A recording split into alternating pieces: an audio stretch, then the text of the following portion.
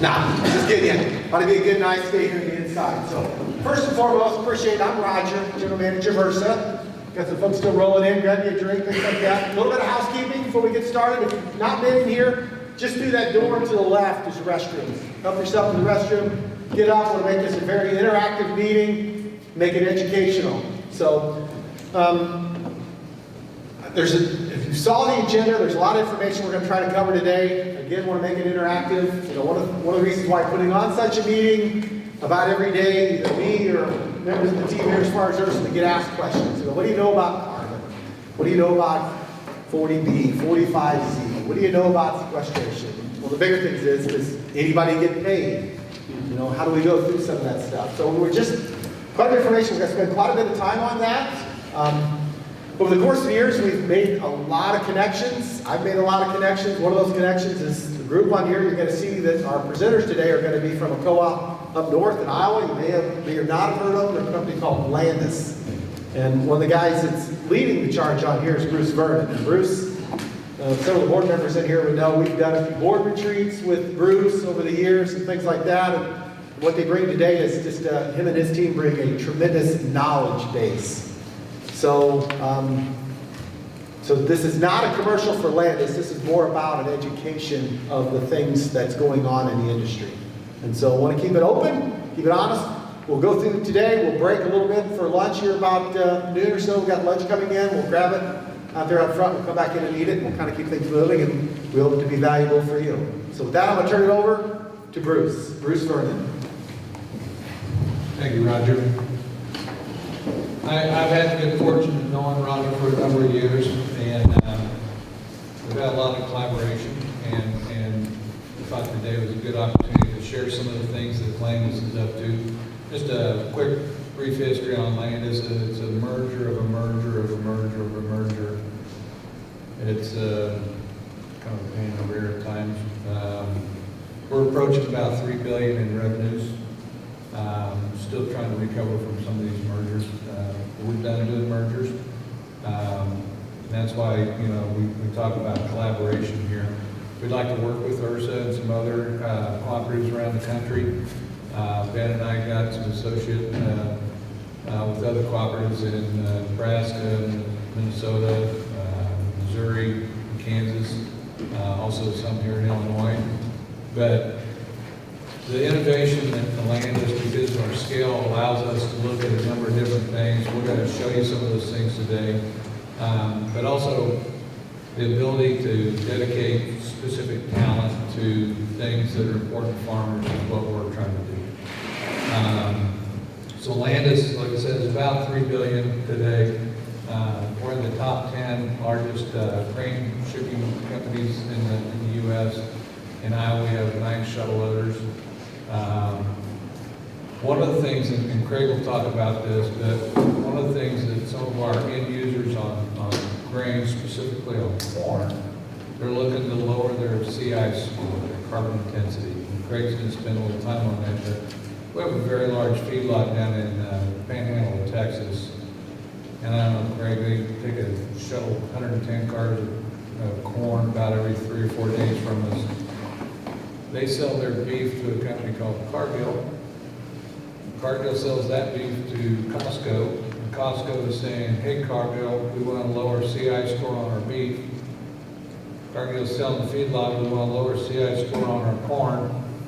And so it starts backing up. And so Craig does a lot of work. He's going to spend some time going through that. I would encourage you to ask him a lot of challenging questions. He's up for it. Some of it we may not know. But I would say I don't know any other ag retailer in the United States that's putting as much effort into sustainability and the carbon. And I don't know about you guys, but to me, carbon trading is, can I say BS, Robert? Okay. It doesn't do anything. It doesn't improve anything. It just made somebody feel better for some reason because they could buy it. We're not about that. We're trying to do different things to capture an income stream back to farmers for those things, and not say, all right, you got to change all your practices to get this. So Craig's going to talk about that. And again, I really you to ask a lot of questions. Within Landus, he's one of our experts on this subject. And if you don't know, I'll tell you, I don't know, but we'll get back to you with an answer as quickly as we can. So, greatly appreciate the opportunity. Edwin's going to talk about our sustainability platform called Acreage that is designed just for this region, a little bit different. Pretty excited about that. Ben's going to talk about some of the financing we've got available through UFC. So everything that we talk about today, if you're interested in, it's not coming from Landus, it's coming through UFC, Mercer Farmers Co-op. They're the people that take care of the business here.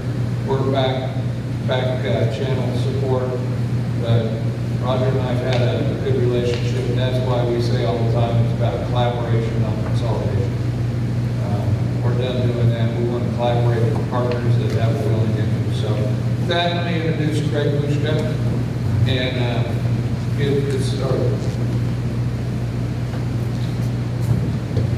All right, thank you, Bruce. Well, welcome. As they've already, Bruce and Roger already mentioned, really hoping for some conversation, some dialogue as we go through things today. Apologies for the photo that Bruce felt compelled to put on the screen here.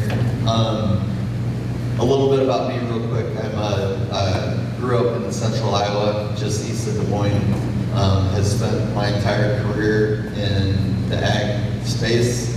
Started out as an entrepreneur, spent a lot of time around the technology side of risk management and financial services, which kind of was a natural progression into sustainability.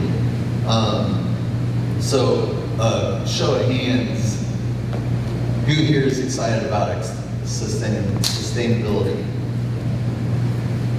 There's a few. Good. I am too. And it's kind of been a confusing, and still is, somewhat confusing path that I think we're on in and around sustainability. And there's been a massive evolution and education from the broader landscape. So, does everyone know the difference between carbon credit and carbon intensity? Show of hands. No?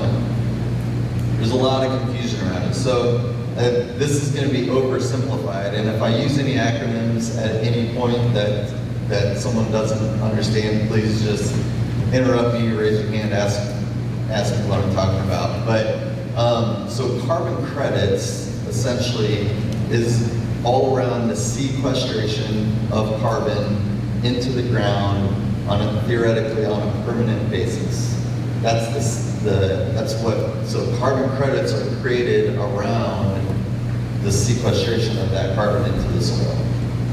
There's other ways to sequester carbon as well, but in agriculture, it's all around the photosynthesis and pumping carbon down into the ground. Carbon intensity, on the other hand, is the measurement of the carbon footprint associated to the production of an end product. So in our cases, largely it's corn and soybeans, right? So it's all about how much carbon is being emitted in relation to the production of that bushel of corn or bushel of soybeans. So that is inclusive of everything. How much electricity is used, how much fuel is used, how much input product and the carbon that was emitted to in relation to the production of those inputs. So when we talk about carbon intensity, it is a lot more tangible, right? Meaning if we do fewer passes, we're using less fuel. If we can find an input product that required less energy or less carbon emission to create it compared to a competitive product, that lowers that carbon footprint. So the exciting thing from my perspective that the 40B and 45Z conversations have really kick-started and added a lot of momentum to is this carbon intensity conversation. The reason why I get excited about that is because for the first time, it's really allowing us to think about meeting farmers where they're at, right? So raise your hands, who thinks they're a good steward of their land in here? I haven't really met any farmers that don't feel like they're a good steward, right? I think everyone's trying to do the right thing for the operation. It's your livelihood. Why would you not want to be doing the right thing for the operation? So a hang up that I've had with carbon credits, even back into if anyone remembers in 2005-ish, when carbon credits kind of first poked their head up, and then it was some chatter for a few years and it went away and it's back again. But one of the hang-ups that I've had is seemingly you had to make all of these changes to your operation just to be able to get a reward. And they're disruptive changes to the operation, right? If you go to some of the larger cities or talk to a consumer packaged good company, a CPG company, they love talking about cover crop and no-till, and don't use these inputs. And oh, great, that sounds really easy, right? But have you ever been on a farm before? It requires a lot of change.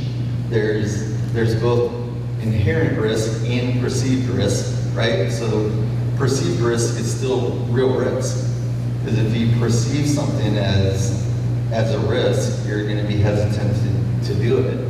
And there's no guarantees on some of these things on how it's going to work out on your operation. So there's been a disconnect, not to belabor it, right? But you have to invest in different equipment for some of these practices. So carbon intensity, on the other hand, is looking at what you're already doing and starting to lower that carbon footprint, which is, there's multiple ways that we can do that. Some of them you're already doing and could already be rewarded for it. And we'll talk a little bit about it, the group will, as it relates to the crop input side of the equation. But we're really leaning into that to be proactive, right? Like sourcing more crop inputs that have a lower carbon footprint compared to the competitive products. And these are all chemically the exact same things that you're already using, right? So there's a chance for us to lower that carbon intensity without adding risk to the operation, without changing what you're doing, without changing the economics of what you're doing. But in preparation for things like 45Z, you may have the opportunity to already be better than the baseline, or better than the county averages. So that's kind of a lot of preamble, so I'll talk a little bit about 40B, 45Z. Before I do that though, I want to acknowledge, like, there's a lot that we don't know with 45Z. No one knows, right? Because it hasn't been finalized yet. 40B is being considered a bit of a precursor to what may end up happening with 45Z. It's also given us a chance to send comment back to the administration to influence how 45Z plays out. So a lot of good things happening, but a lot of question marks still. So, and has everyone heard a lot of chatter around 40B and 45Z? Yeah, a lot of questions probably, and uncertainty. Well, you're not alone. Everyone's in the same boat. We're kind of waiting. So about a month and a half ago, they came out with some guidance around 40B. Part of that was discouraging on the onset, because it said basically you had to do three practices. You had to do no-till, you had to do cover cropping, and you had to do nitrogen inhibitor stabilizers, and you had to do all three. It's very cut and dry. It also stated that that contracts had to be directly between the farmer and the producer, the SAF producer, the sustainable aviation fuel producer.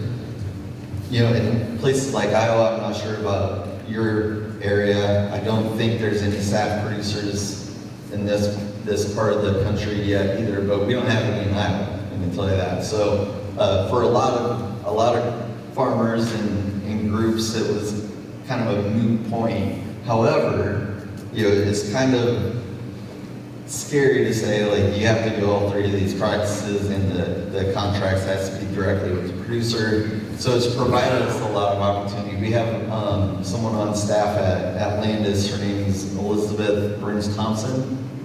We all call her EBT because that's a bit of a mouthful, but she is the VP of External Affairs. Did I get that right, Bruce? I believe that's her official title. She spends a lot of time on the Hill in Iowa, on the Hill in DC, with policymakers and industry partners, and really, so as a group, we're leaning into influencing everything for 45Z. And some of those things are, it should be more of a menu of practices. You should be able to account for lower carbon inputs, like I just mentioned. There's a whole list of things that we're really working to, I shouldn't say lobby for, but the administration has asked for comment, right, from the industry players. So we're really leaning in, we're really investing heavily on doing that. And the feedback from groups like yourself and other industry partners is tremendously valuable. Great. Yeah. Take a step back, talk a little bit about 40 and 45. When did it start? What's it for? How's it transition? Yeah, so if you couldn't hear Roger, he asked me to take a step back and talk about 40B and 45Z. When did it start? What's the purpose? So I'm not sure when it started. So I'd have to get back to you on that element of it. But CI scoring has been around for quite a long time. And it's all based on what's called a GREET model. I can't tell you what the acronym for GREET stands for. I struggle to remember that. Edwin, I don't know if you remember. But it is a standardized model for tracking carbon through the supply chain as it relates to biofuels, essentially. So 40B is created as a tax incentive for sustainable aviation fuels. 45Z is a tax credit created to incentivize lower carbon footprint around ethanol producers. And so the rough numbers are an ethanol producer has to be at or below, well, they have to make it to 50 points to start becoming eligible for a tax credit. And for every point below 50 they can get, they can get a tax credit. That tax credit adds up to some significant dollars. The other part that I should acknowledge is, so it's structured to go into effect at the end of January, I think, 2025. So coming up quick. It is a 3-year runway. It's a program that's planned for 3 years. So it's not a long-term thing, but it's very large dollars. The other important part to acknowledge is that these tax incentives go to the ethanol producer. And it is, at least as it stands today, it is up to them to decide what they're going to do with those tax incentives. So, Edwin? Go ahead. So a question to the group. So with an ethanol producer, there's so many things that they can do within their own organization, so many levers they can pull to get their carbon footprint down, right? Get it close to 50 or below 50 if they can. They can do solar energy, depending on if they're by windmill farms, they can tap into that, and there's varying degrees of carbon associated to some of those power grids. What do you think that the two biggest opportunities for them to lower their carbon intensity is? Carbon capture. Carbon capture? What's an example of carbon capture? Would have been pipeline. Okay, so would have been the pipeline. Yep, that's one. What do you think the second biggest opportunity is for them? Anyone? It affects all of us in this room. Capturing the carbon residue in the soil. It's their feedstocks. So if they can lower it through their feedstocks, that is one of their biggest opportunities to lower their carbon footprint. And they're incentivized to do it. And I can say that even without 45Z, without the tax incentives, they are still getting pressure to lower their carbon footprint. And if you look at the global landscape, you look over to Europe, look around, and we're pretty far behind in comparison to what is happening in some of these global markets in this regard. So, I was just going to add, again, I'm in Suarez, I'm also work with Craig more on the field side sustainability, but collaborate on a lot of these efforts. But part of the question was where it came from. Craig just said it's coming. We are behind Europe. Europe has a perfect, beautiful system that is taxed, where you do a practice, you get a tax credit. You do a practice, you get a tax credit, and then that's it. That's straight money to your pocket. Now, we kind of like did it backwards. That's where the Indigos of the world, the carbon capturing companies came in. And I like to use analogies a lot. So carbon credits were like the companies were paying a third party for you to do certain stuff. And that's like you buying a new truck and a company saying, oh, you're buying a sustainable truck, so if you buy a truck with this and this, you might get some money in the next 5 years. I don't know how much money I'm gonna give you, but if you sign a contract with me because you bought that sustainable eco-fuel truck, I'm gonna give you some dollars per year, trust me. Now, that didn't work. That's what they were doing, that's kind of like what the system was doing. Hey, instead of using your, again, regular gas, diesel, just buy this one and I'll help you get a few dollars back. It worked in some cases, but in a lot of cases it didn't work because what it was saying was, if you were already driving the new EcoBoost, what is the EV Ford? I forget the name, or whatever, one of those EV new ones. It's like, hey, you were already buying that one, guess what? You're getting $0 because the money was only for add-ons. So if you had a really, really old truck and you bought kind of like a new one, oh, you're getting paid. But the guy that is already doing all the cool stuff, you're getting $0. Now, that's not fair. That's what the system was doing. It was kind of like benefiting those that were adopting new practices. And the clue was, again, there was a middleman kind of like doing that and taking it to that indigo that then was selling it to countries and all that. Now, all that stuff is still there. That's carbon credits. It still plays. They're still going to come. They're still at that added value. Carbon intensity and C45 and C45 and 40B are really just trying to simulate what Europe is doing. Now, a few of you here are really good liars, because let me tell you, I've worked in this industry for 15 years and I'm not excited about this. This is forced upon us. So don't like to be too excited. We just gotta get ready and gotta get smart and be really ahead of the curve. That's why we're here. But trust me, I've been in this world for 15 years, and when you mention sustainability, everybody would hide. So now it's where we're like, all right, let's talk, because there's money behind it. That's the key to this. Now there's a tax directly impacted this effort. So carbon intensity really is just miles per gallon. Go back to the same truck. So what's the nearest down here? The one south, I forget. The big town? Quincy. So now it's just, all of you guys are trying to get a Quincy. And carbon intensity is miles per gallon. The guy that has the EV is going to have like a very little carbon intensity. Now the guy that has the freaking 350 and is burning fuel like crazy, that's going to have a higher value. But guess what carbon intensity does? They're going to compare the EV to the other guy, because now you're compared to your peers, to your county. And then it's a tax, and then they're going to say, hey, your CI score is better than your peers, so you get more money back. So that's the other beauty. Now it's not add-ons. It's just your average. So you might already be driving your F-150 EcoBoost, and that might be way better than already the average in town. So now you're going to get, that's your score, and then the ethanol companies and then all the other companies are going to start paying you for that miles per gallon. That's where the Landus and all the grain, yes, I know what Craig is saying, we come. Now, this is all coming because Europe has been way ahead of us, we're catching up. It's going that way, this is not going back. Let me be clear, and that's why we're here.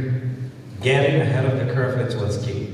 This game, it's not changing. It has changed and it will keep changing. The key to this is get ready, get prepped, get your ducks in a row. That's where we at Landus, again, and with the Ursa people, we're here to help you guys with that, but it's coming, so, yeah. Yeah, and to piggyback on what Edwin was just saying about getting prepared and getting ready, there's a lot of, it didn't happen if it's not that documented, right? And that's just a reality that if you want to be rewarded, you just have to document it. And the beauty of this CI movement is, and where I was going with the 3-year runway, right? It's a 3-year program, but it's having really great effect on other downstream players. So if you look at the example that Bruce brought up, Costco buys beef from Cargill. Cargill gets beef from Briona Industries. Briona gets feed, right, from Landus and others. And they're doing it's low carbon beef from birth to box. So they're starting this, but the whole point in that is it's the same thing. It's just for the farmers that are participating in the pilot, it's documentation. And that's it. It's just proving what we're doing. And they want everyone from all ends of the spectrum. So to Edwin's point, like this is all inclusive. So like my father-in-law has done no-till, cover cropping. He's done a lot of these things for 15 plus years. And if I want to get him really fired up, I bring up carbon credits because he is excluded from that, right? It's very frustrating for him because he believes in these things and he's been doing them forever, and now he's excluded and almost being punished for doing something that he believes has been good practices and good stewardship and all these things. And anyway, this new CI conversation on down to the consumer packaged good companies is starting to really resonate and have an effect, and it can be shared across the supply chain. Whereas carbon credits, you're selling you're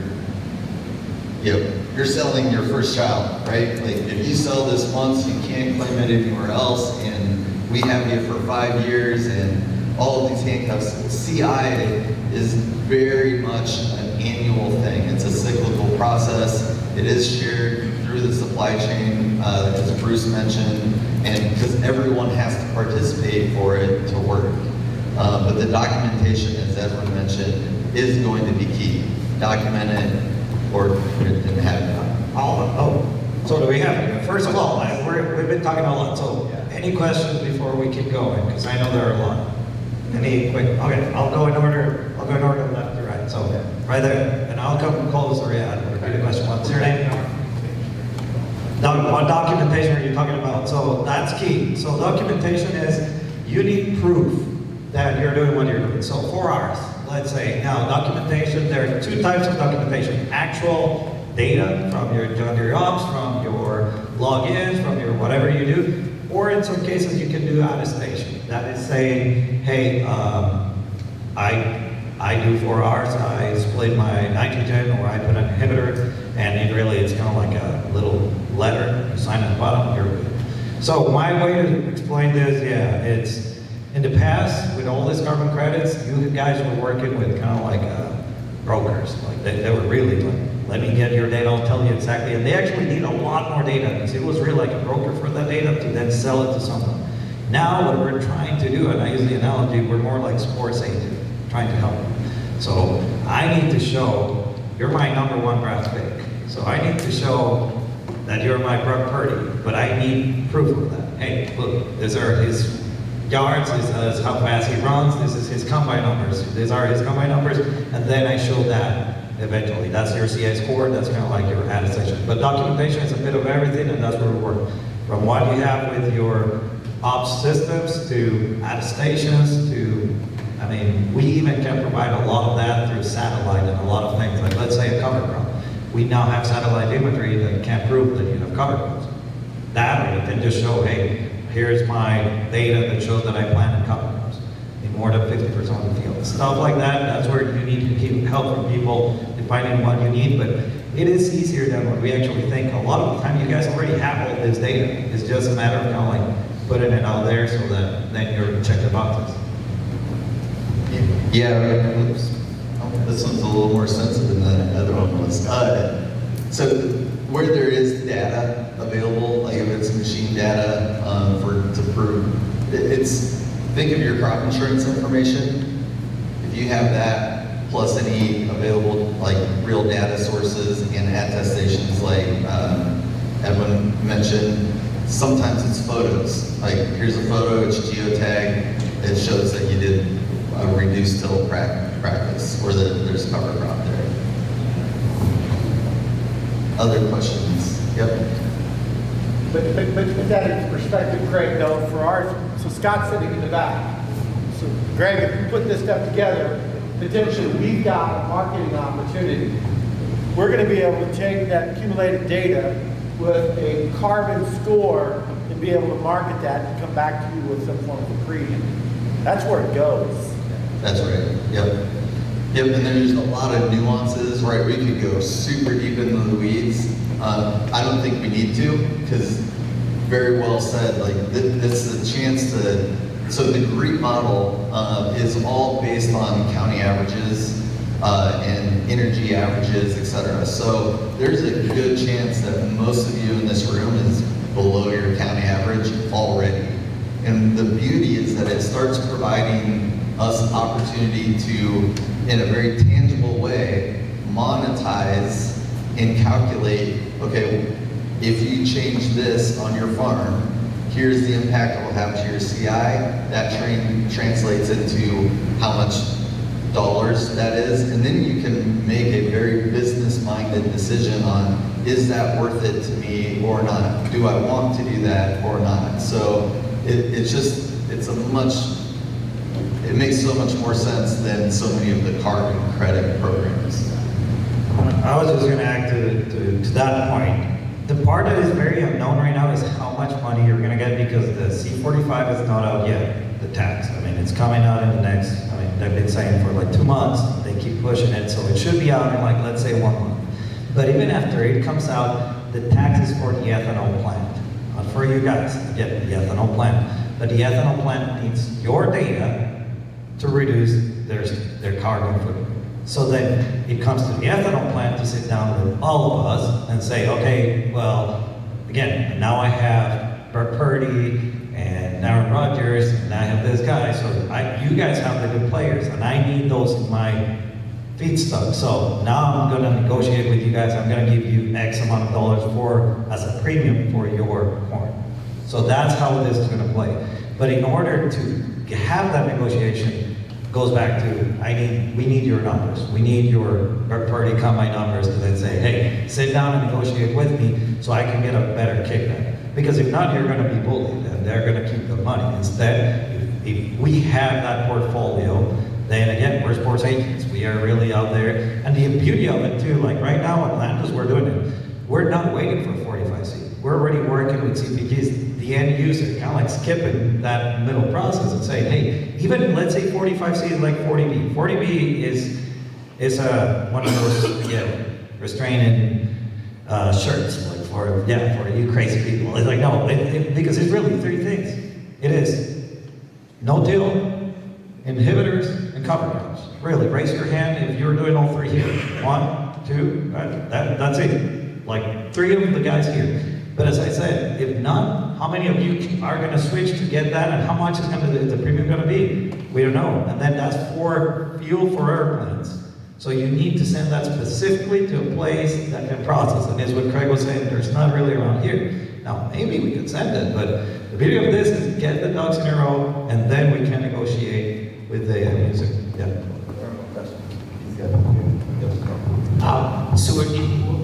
So it kind of sounds like it's gonna be kind of like a form you have to fill? I know that we're all kind of cardboard horses, but like, do you anticipate it being like a spreadsheet or a form like, hey, this is a list of my equipment, this is the year, and this is maybe the engine in it based, because I know there's some serial number breaks on different equipment, and then these are some of my tillage practices, and this is, you know, solar yes or no, wind yes or no, if you have a turbine on the farm or something like that. Do you anticipate it like that? It's just a intensive record keeping situation that we would pass on to Roger or somebody like that, and then it would be passed along the chain? Yeah, Kind of. it's a great question. So, and it's never the same for every operation, is what I'll say. But what we at Landus are invested into is the technology to allow you to plug in and partners to plug in to load up the data and information. So it'll be a combination of just connecting or uploading your data and attestation forms. A lot of those forms will be digital forms that you're just attesting to, yes, these are the practices that I plan to do, and then at the end of the year, this is what I did do. And some of that will be like machine data. Some people will be connecting their JD ops so that it happens automatically. Others will be bringing in thumb drives and saying, here's my machine data. So that's the part of it that probably won't be the same for every single operation, but we are investing in the data and the platforms to make all of this fairly easy so that it's not, so that if we say it's intensive documentation, intensive in a non-disruptive or intrusive way to what you have to do. Like I said earlier, if you compare to crop insurance and what you have to do with your local FSA, if we do this right, and what we're working on pretty intently is it shouldn't be a massive lift beyond what you're already doing. I'll just add real quick, about 80% it's stuff that you already have. About 80% of what you need, it's stuff that you already have at the farm and to figure out your tips. We just need to put it in one place. And that's what we're doing. And that's what we will do with the team. It's like sit down with you.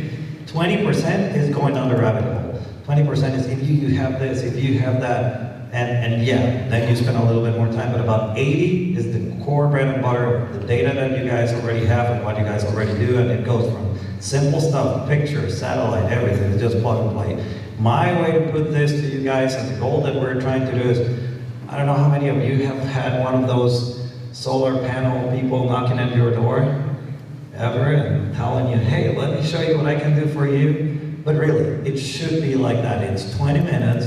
Hey, yes, no, I have this, I have this, I have that. And by the end, we have your data, CI score, and then we're ready to play. So if we are understanding this, so we're going to be on the Ursa Farmers tax credit team, so to say. Am I thinking right?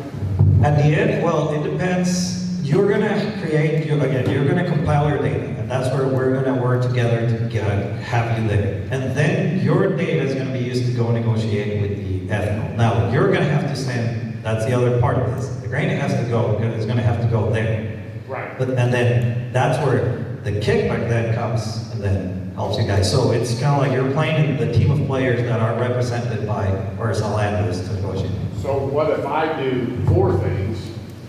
If I do four things and Roger does one thing, do we get paid the same then? Is that what you're saying? No, so actually, the beauty of the CI side of the equation is this is all done on a mass balance scale. So if you think of, well, one way to think of it is like in wheat in the country, right? You have protein scales. And depending on where you're at, those protein scales is the premium you can get for that crop.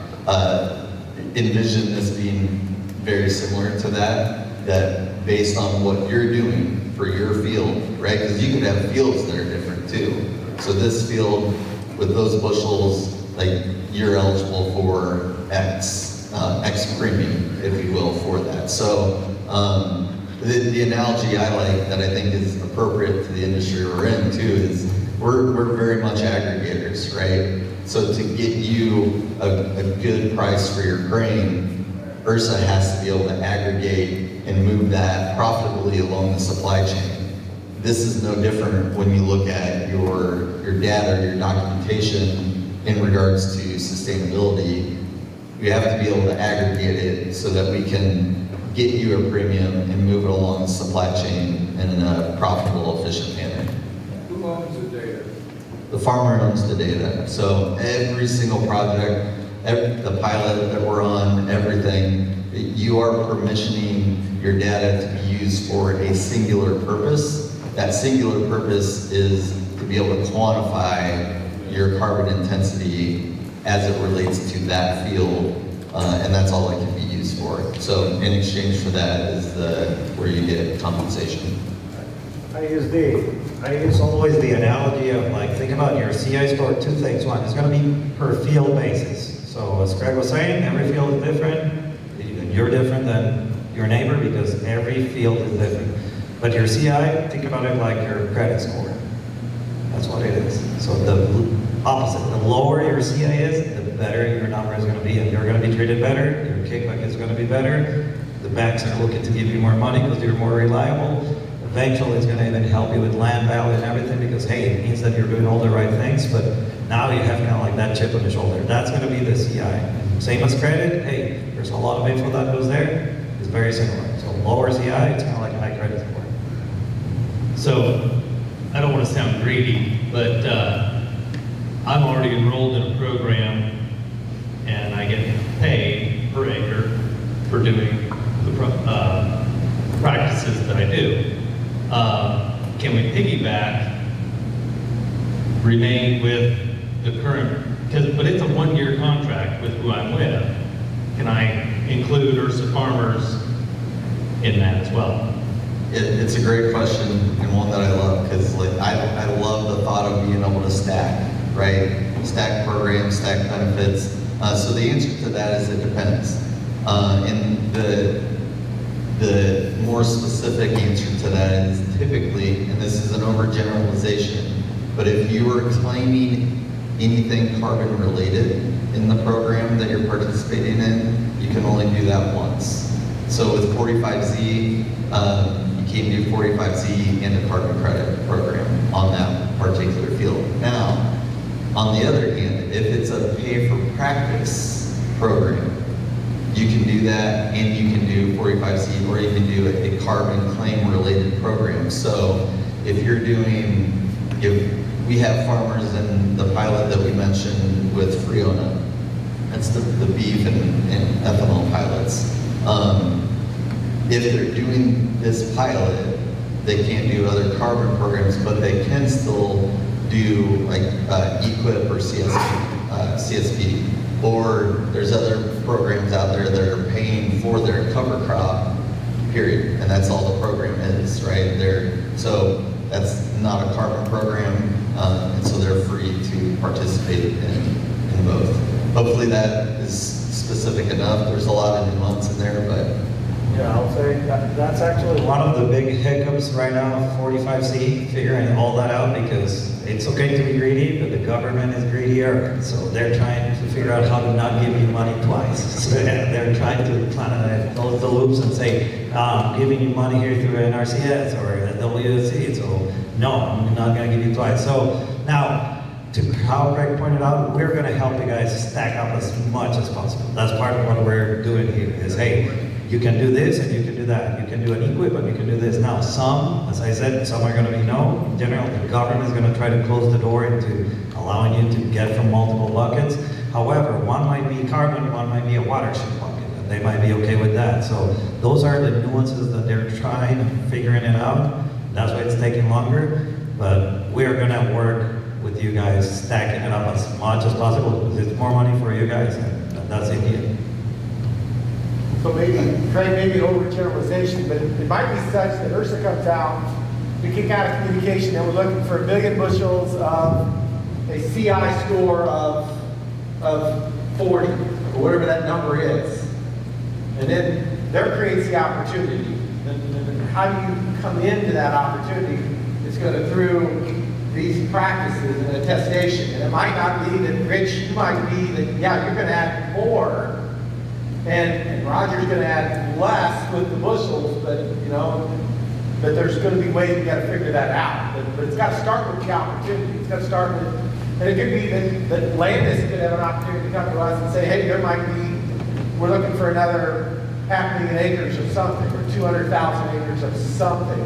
Is there a way to participate with that? And that's the collaboration that Bruce talked about earlier. So how do we get our ducks in a row? How are we ready to get ready to participate? But it's got to start with an opportunity. I understand some of the frustrations in here. I'm doing all of this, but what do I get out of it? It's got to start with an opportunity. But you got to be ready. What does the opportunity look like?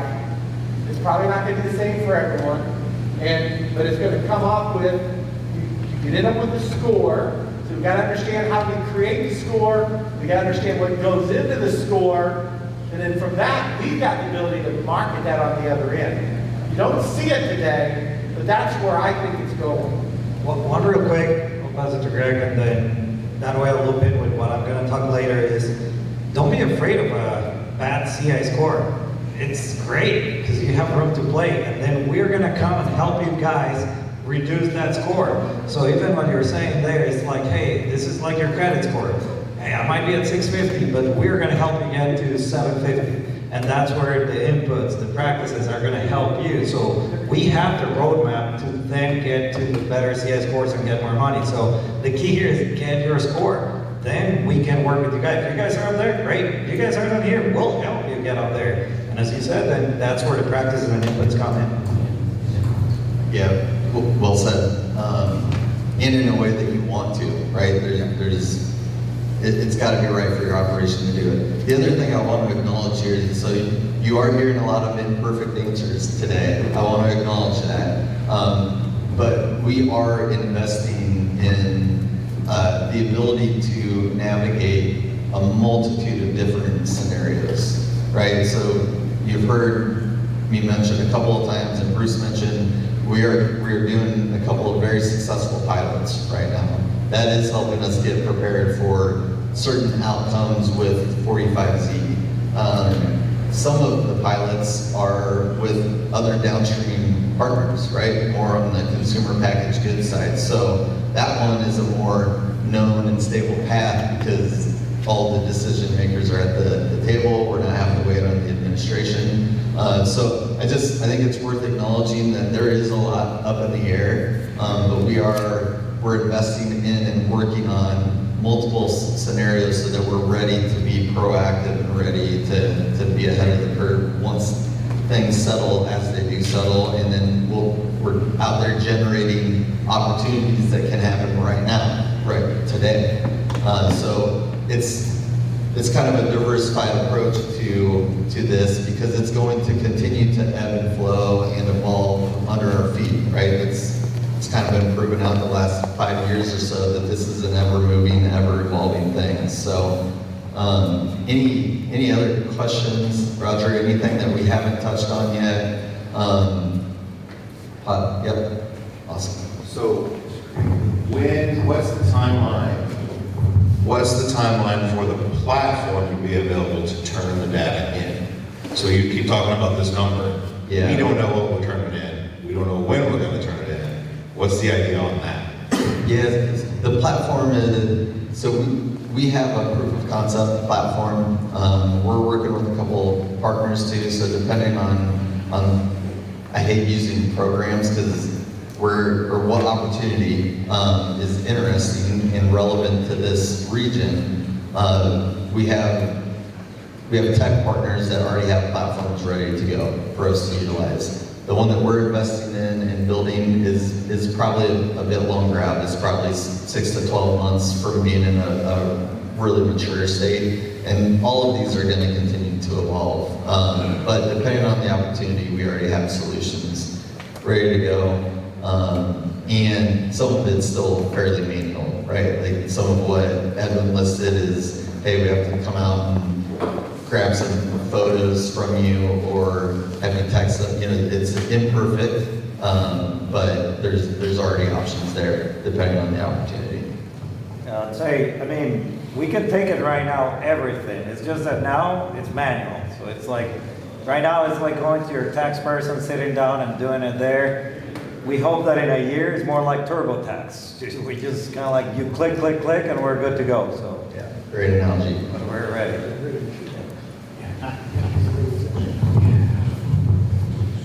The lower we can get our farm CI score is definitely a great thing, and I think it'll be marketable for Roger and Ursa farmers.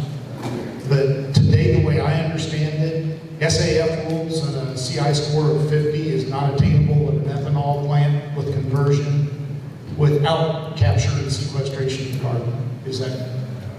Yeah, generally, so I've heard conflicting, I shouldn't say conflicting, I've heard different variances of where that's at. So I have heard from pretty credible sources that are in the ethanol business that they do have the ability to lower it purely through feedstocks.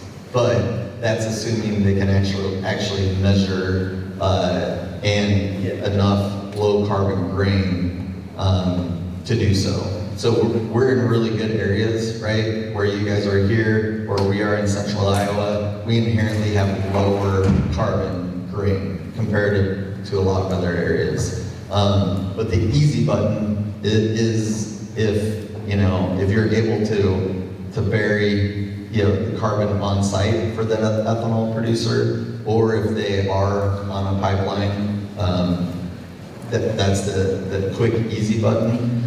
But one thing in that regard that I want to say is, so I've heard the comment a few times, well, if the pipeline comes through, we're not going to matter. I couldn't disagree with that further, because the pipeline may get them below 50 and a ways below 50, but they are going to be highly incentivized to get that score as low as possible, if not negative, and they can go negative. So the feedstocks is a massive pull in this equation.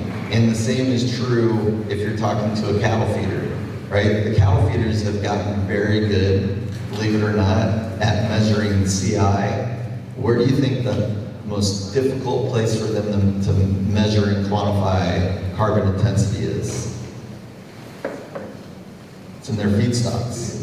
It is the biggest black hole that they have. Everything else, they're doing a pretty good job, really. And now they're hyper-focused on, we have to figure out the feedstocks and measure that. And so I think the same thing is going to be true for the ethanol producers. And as I mentioned before, even if 45Z doesn't come to fruition, or it goes away, or at the end of that 3-year ramp, they're still going to have pressure to lower their carbon footprint. So I think, again, I don't think this is going away. You're getting my bias, but there's just a lot of other global factors that are supporting that hypothesis that it's still going to matter, still going to be important. And the more proactive we are and lean in, the less we're going to be mandated, or it lessens that opportunity of being forced into certain situations. Great questions. Any others, or Roger, Bruce, Ben, Edwin, anything that we haven't touched on that I'm forgetting? You might mention that for next year we're looking for a 250,000 acres. Yeah, so next year we are looking to expand. So we've started with smaller pilots. We're growing those to, as Bruce said, 250,000 acres. And those are not all planned to come from central Iowa.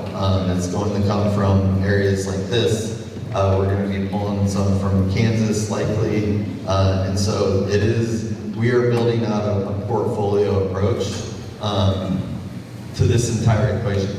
So portfolio of opportunities, portfolio of supply sheds, because in doing so, there's all the benefits of diversification, right? But I think the recipients of some of those benefits are the farmers that are involved in those things. And Craig, did you actually, is that, for analogy, we do non-GMO corn. And Rich could raise non-GMO corn. He's going to he might do 25,000 bushels and he brings it to us. That's something that he brings it to the elevator, it's segregated, it's put on a barge, and it goes to a specific market.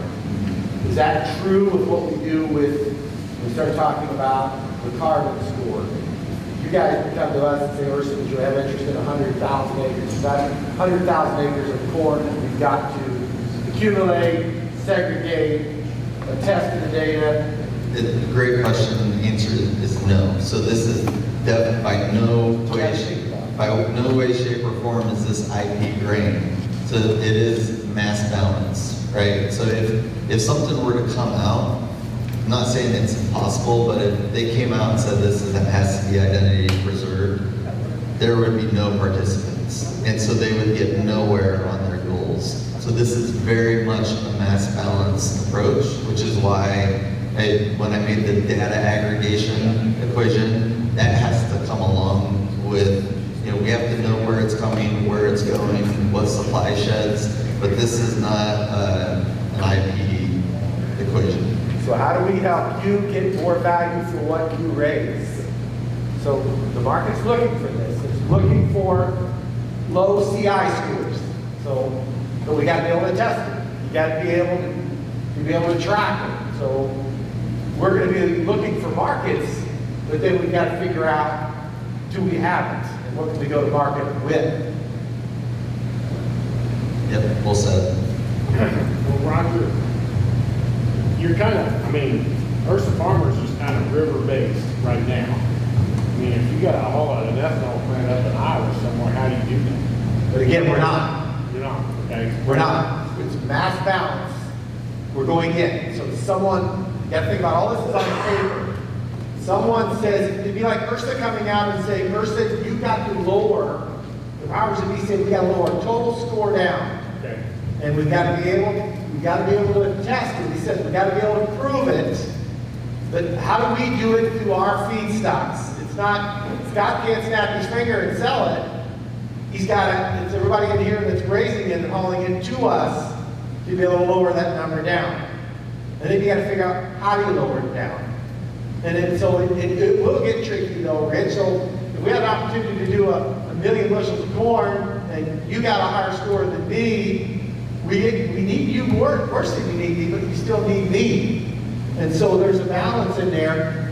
And I don't know that we figured out yet that you get more than me because we need each other.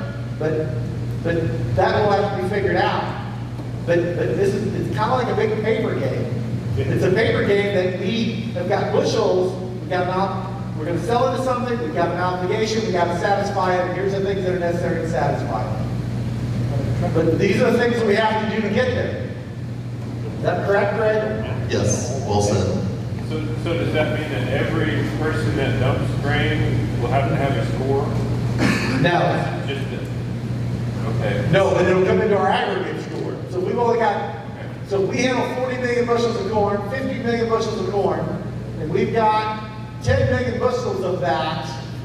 That's what we got for marketability. Does that make sense? So if you have It's not IP. It's not IP. It's the whole deal. right. So if you have 10 million bushels with a blended, score of X, that's where a person can market that along.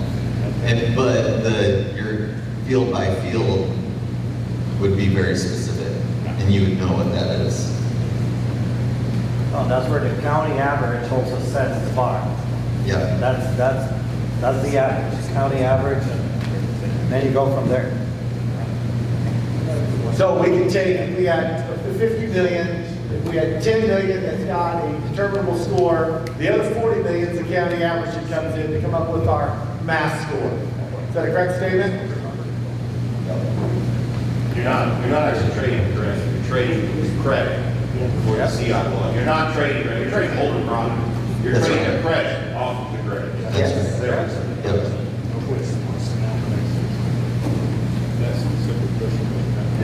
These guys are not down here to originate your grain, we're going to take it to Iowa. Yeah, These no. guys are down here to help come up with the process, to help us figure out the process and look at the opportunities.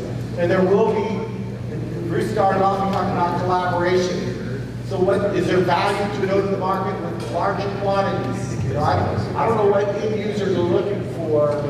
How, is carbon, intensity, is it measured in tons, Craig, or how is that? Are they gonna go out and say that we need X number of 1,000 tons of a reduction? Yeah, it's still in tons, but so increasingly it's scope 3, right? And scope 3 is just, those are insets in the supply chain, right? So instead of an offset, it's an inset, which means it's reducing the footprint within your own supply chain. If you're a Walmart, for example, or you're a Costco. And even if you look on, was super interesting to me. I was in Milwaukee at a conference last week, and there was someone from the administration, USDA, there talking about the work that they're doing in these spaces. And so what I found interesting is they are working on making carbon credits easier for the agricultural sector to participate in. So he spent some time talking about how, why, and everything that they've learned. But the backstop to that, and a lot of the information that's coming off of the Hill in DC, is that they're being very explicit in saying that they want companies' priorities to be on insets, scope 3 insets, not on offsets. So they are really pressuring groups to lower their actual carbon footprint and not resort to purely offsets. So they're both important, but the administration is clearly leaning in on, hey, we want to lower this whole thing, and by this whole thing, it means your carbon footprint. So work in tangible ways, companies, to actually lower your footprint, not just buy offsets. Terry made a comment back with corn growers, there's been, and he made the comment on there is some challenge. I don't know if you're aware of what's going on now with the best place. What they want to do is they want to pump this carbon into the ground. And talk a little bit about, Craig, Bruce, about what's going on. Is it just Illinois, or where's it at now with what's going on with putting it in the ground? So I'm by no means an expert in that area. Bruce, you may know more than I do. I believe Marquis is pumping it straight into the ground. That is very regionally dependent. So most ethanol plants that are in Iowa, they do not have the option to pump it into the ground. Their only option would be for a pipeline to be able to take it somewhere where they can do that. So that is a very, the Hereford Ethanol Partners down in Texas, they also are in an area where they have the ability, because of the geological nature, to pump that into the ground. But most places in Illinois, most places in Iowa do not have that as an option. Is it there a 2-year moratorium or something on a pipeline now in Illinois? Yeah, I think so. Yeah, that's a little bit out of my wheelhouse. Our Elizabeth from Landus knows, she spent 5+ years in that world. We could give you more on that if you needed it. And it's kind of a subject we try to avoid because they're in Iowa, it's about eminent domain. Yeah. And it gets really touchy, right, to a lot of farmers, rightfully so. There's also a company in Terre Haute, Indiana, really on the East Terre Haute, or West Terre Haute on the Illinois side, that is looking to send carbon into the 3,000 meters below ground. With that, they want to build an ammonia plant. So there's a lot of people looking at being able to put it in the ground.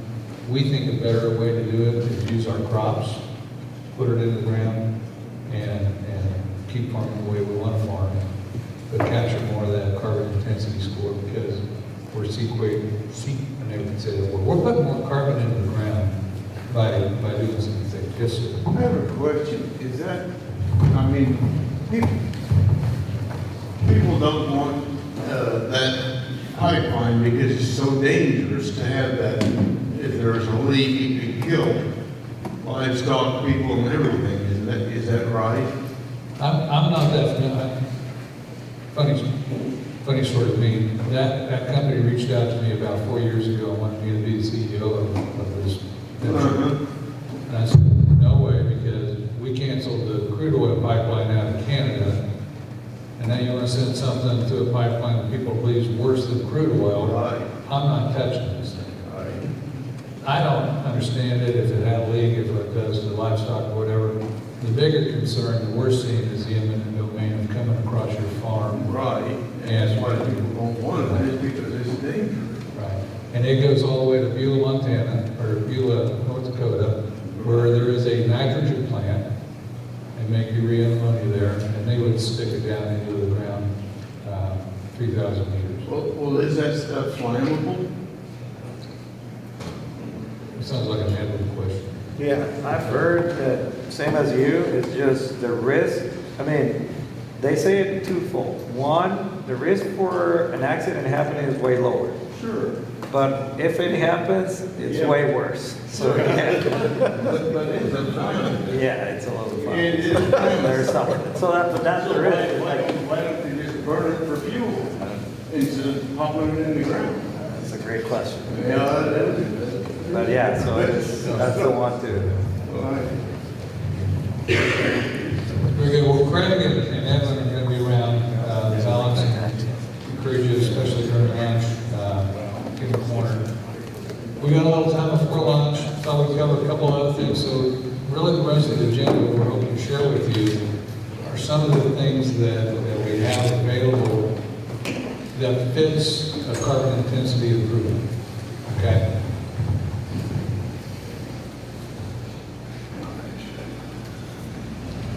So the first one we're a partner with came out of the University of Illinois, and it's known as Frenzy. Now, how many of you have a soybean crop that got damaged at one point? Maybe a little dicamba drift or a hailstorm. 20 years ago, we had a dicamba drift. We'd go out as an ag retailer, we'd pay for the field and move on.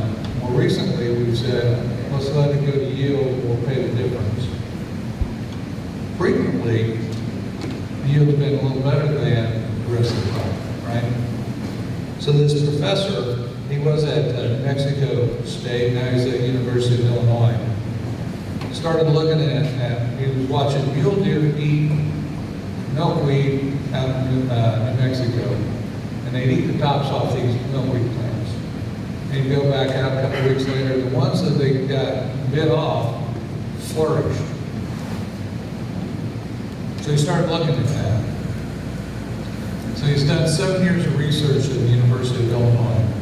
Started out in a greenhouse, now it's outside, multi-acre plots. We've got 40 different sites across the United States going right now.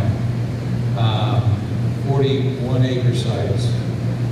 They've come up with a process that, this is a friend of mine, that's his foot. This is standard soybeans, and this is the frenzy soybeans. So instead of damaging the crop with hail or dicamba, or actually clipping it, because in the greenhouse they use scissors and they clip it in certain stages, it would respond and send up 3 different parasites. You're shaking your head like, yeah, right? Controlled environment. In a controlled environment. Actually, this was last year's crop, so we're testing it over there. But this is one of those things, if we can, and it's a very safe product, that we're going through EPA clearance right now. It's already approved by the FDA. So if it's approved by the Food and Drug Administration, I think it's fairly safe. You got to do it at the right time, in about a 2-week, 3-week window when you can do it. It's a spray on into the fields. It stunts it, and it probably delays harvest by 10 days to 2 weeks by doing that. But you get the 3 stems. And we're seeing a 30 to 100+% increase in yield. That alone is a CI improvement. Okay? Now, take more nutrients, right? But it is a CI improvement by getting more yield off the same field. We think we'll be ready to roll this out in 2026. crop year. Interestingly, only about 5% of the genetics today available respond this way. The big companies have done a nice job of breeding this characteristic out for other valuable things they've had, so that's why it's only 5%. So Roger and I have been talking about this as we roll it out. There's an opportunity in the Hearst area to be engaged with this, what we call a frenzy system. The frenzy system is a seed box treatment, and then what we call flipper chemistry that goes on that does that, and is shown over and over to be able to do it. Like I said, we got 41 acre plots this year across the United States, Midwest. Every one of them is a crop and strut this year, because they're not licensed.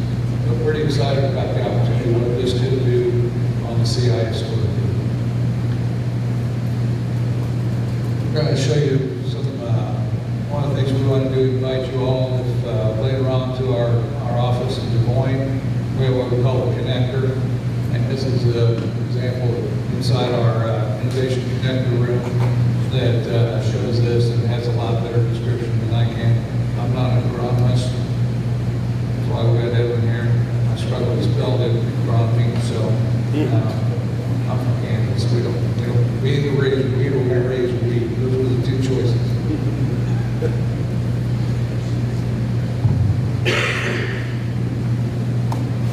But try to get, Bruce talking to give me one of the plots up there this year for one of the other way, I'd like to be able to watch it and see it at home. But as you mentioned, you heard them say they got to destroy it. So it's an acre, they're taking things this year, they're not approved, they got to destroy it, dispose of the beans. The other thing I've been talking to Roger about is this one. We're really excited about this opportunity, the Palace and Landus ammonia production. So Greg talked about scope 3, right? And that's from, you know, I've been in the fertilizer business for a long time.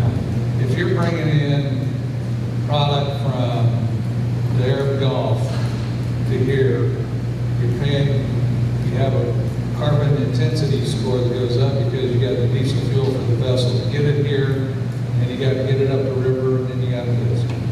The other opportunity for nitrogen production in the United States is natural gas.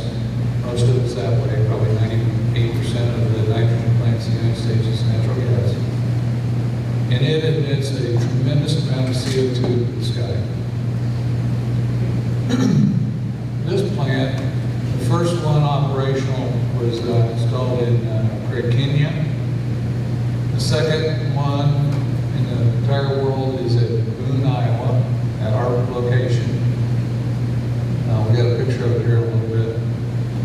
It literally makes ammonia from air and water. It's a green ammonia.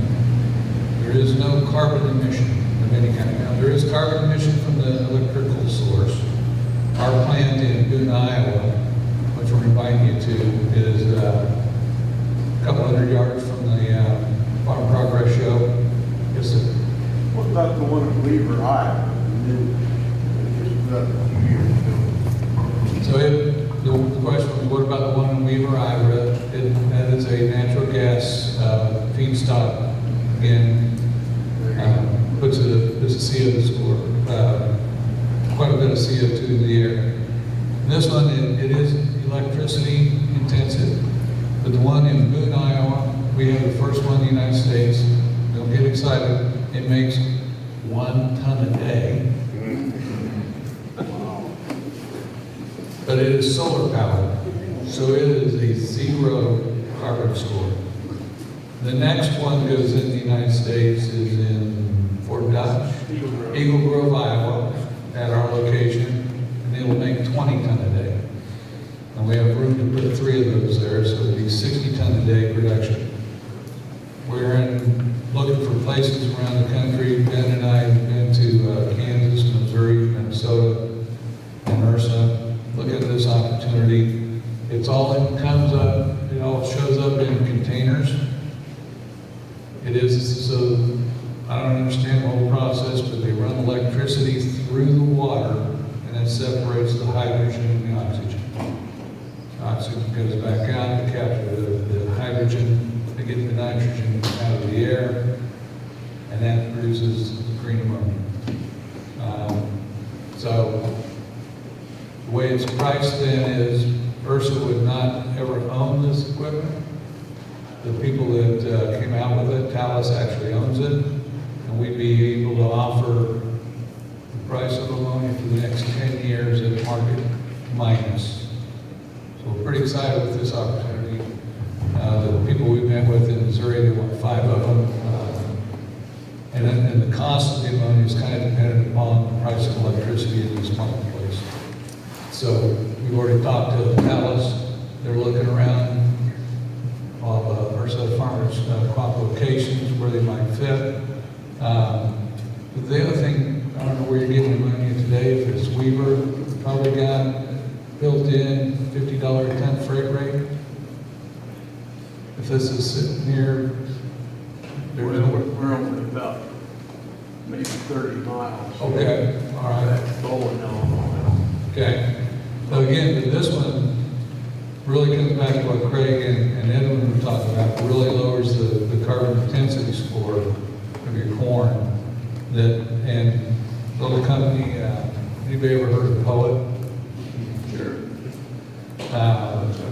They've offered us, because of what Craig and Edwin were talking about, they've offered us the opportunity to put this on their property to sell ammonia to farmers to get the corn back into their plant. We haven't done that yet, but something to think about. But it does require quite a bit of power. So if we can find solar fields or windmills or other things that offset that cost, it really lowers the price. Just as an example, everybody's heard of TVA, Tennessee Valley Authority. We're looking down there in northern Kentucky, and we think our price to produce a ton of ammonia is about $300. So what we're looking at is Ursa possibly looking at one of these 20 ton a day. So that's a transport ton, a transport load a day that needs to leave. Need to have storage, because the last thing you want to do is shut this thing down, right? So, is there a way to partner with Ursa and their members to get the product moved away from this? But again, it's all about getting to where Craig was stacking the benefits to get that lower intensity score.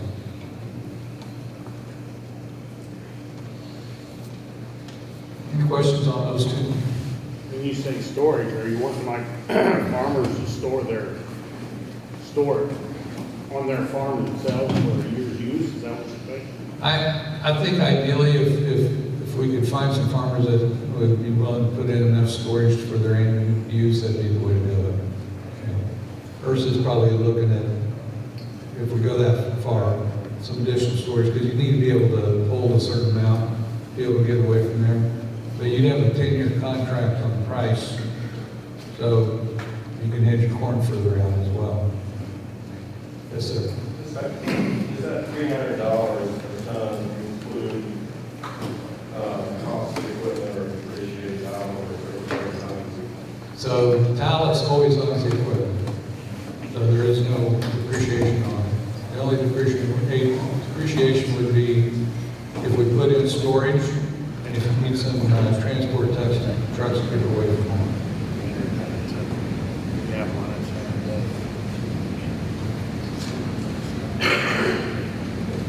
Put that in, hit one with some nitrogen inhibitor, that'd be a kind of double stack.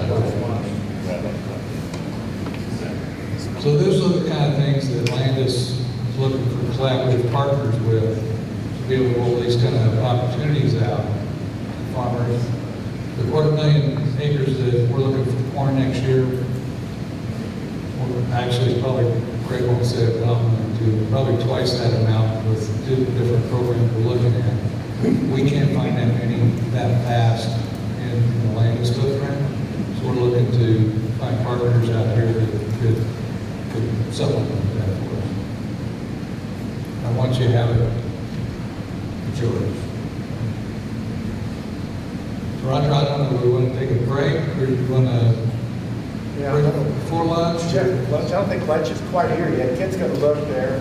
But, anybody need to take a break? Any other questions? Kind of where we're at? Things we're talking about? Yes, sir. You know, Physically, how big is the footprint is one of these? Forgetting, You might mention that for next year, we're looking for a 250,000 acres. yeah, so next year we are looking to expand, so we've started with smaller pilots, we're growing those to, as Bruce said, 250,000 acres, and those are not all planned to come from central Iowa. It's going to come from areas like this. We're going to be pulling some from Kansas likely, and so we are building out a portfolio approach to this entire equation. So portfolio of opportunities, portfolio of supply sheds, because in doing so, there's all the benefits of diversification, right? But I think the recipients of some of those benefits are the farmers that are involved in those things. and Craig, did you actually, is that, for analogy, we do non-GMO corn. And Rich could raise non-GMO corn. He's going to do, he might do 25,000 bushels. He brings it to us. That's something that he brings it to the elevator, it's segregated, it's put on a barge, and it goes to a specific market. Is that true with what we do with, when we start talking about the carbon score? You guys would come to us and say, Ursa, would you have interest in 100,000 acres? That's 100,000 acres of corn that we've got to accumulate, segregate, attest to the data. Great question, and the answer is no. So this is by no way, shape, or form is this IP grain. So it is mass balance, right? So if something were to come out, I'm not saying it's impossible, but if they came out and said this has to be identity preserved, there would be no participants. And so they would get nowhere on their goals. So this is very much a mass balance approach, which is why when I made the data aggregation equation, that has to come along with, we have to know where it's coming, where it's going, what supply sheds, but this is not an IP equation. So how do we help you get more value for what you raise? So the market's looking for this. It's looking for low CI scores. So we got to be able to test it. You got to be able to track it. So we're going to be looking for markets, but then we've got to figure out, do we have it? And what can we go to market with? Yep, well said. Well, Roger, you're kind of, Ursa Farmers is kind of river-based right now.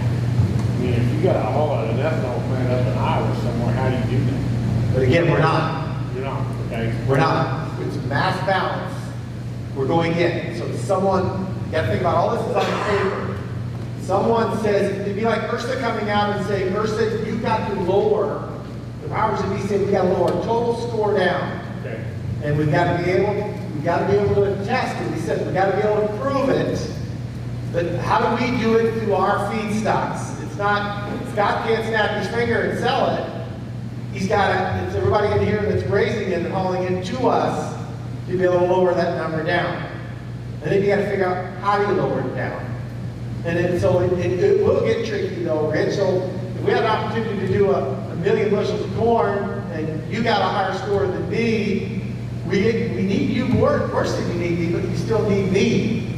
And so there's a balance in there.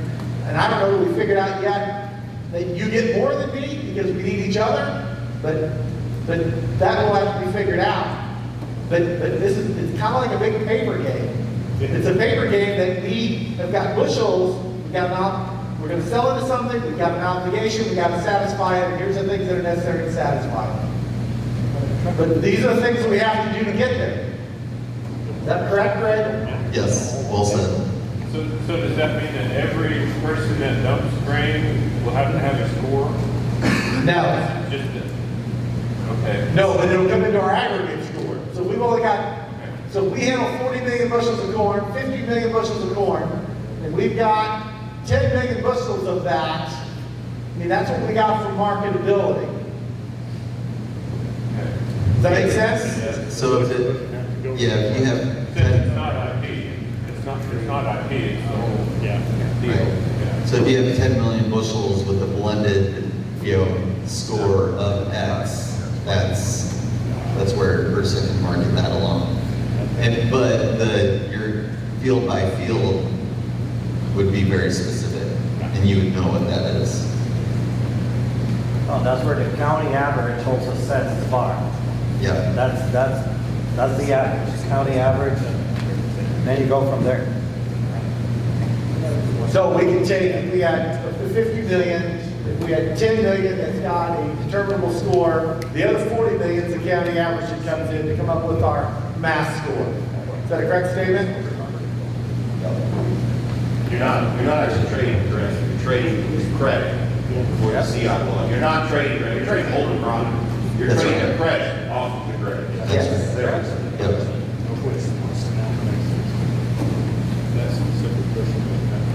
These guys are not down here to originate your grain, we're gonna take it to Iowa. Yeah, These no. guys are down here to help come up with the process, to help us figure out the process and look at the opportunities. And there will be, and Bruce started off talking about collaboration. So what, is there value to go to the market with larger quantities? You know, I don't know what end users are looking for.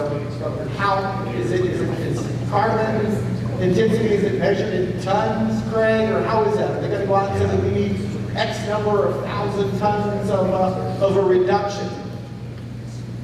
Yeah, it's still in tons, but so increasingly it's scope 3, right? Scope 3 is just, those are insets in the supply chain, right? So instead of an offset, it's an inset, which means it's reducing the footprint within your own supply chain.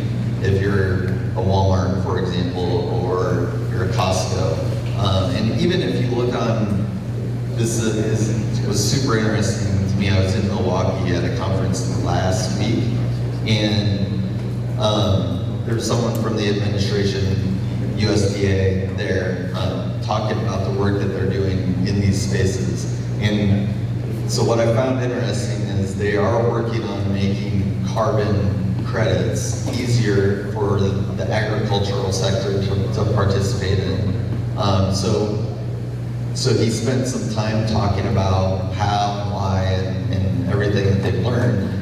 But the backstop to that, and a lot of the information that's coming off of the Hill in DC, is that they're being very explicit in saying that they want companies' priorities to be on insets, scope 3 insets, not on offsets. So they are really pressuring groups to lower their actual carbon footprint and not resort to purely offsets. So they're both important, but the administration is clearly leaning in on, hey, we want to lower this whole thing, and by this whole thing, it means your carbon footprint. So work in tangible ways, companies, to actually lower your footprint, not just buy offsets. Terry made a comment back to the corn growers, there's been, he made the comment on there is some challenge. I don't know if you're aware of what's going on now with the best place, what they want to do is they want to pump this carbon into the ground. And talk a little bit about, Craig, Bruce, about what's going on. Is it just Illinois, or where's it at now with what's going on with putting it in the ground?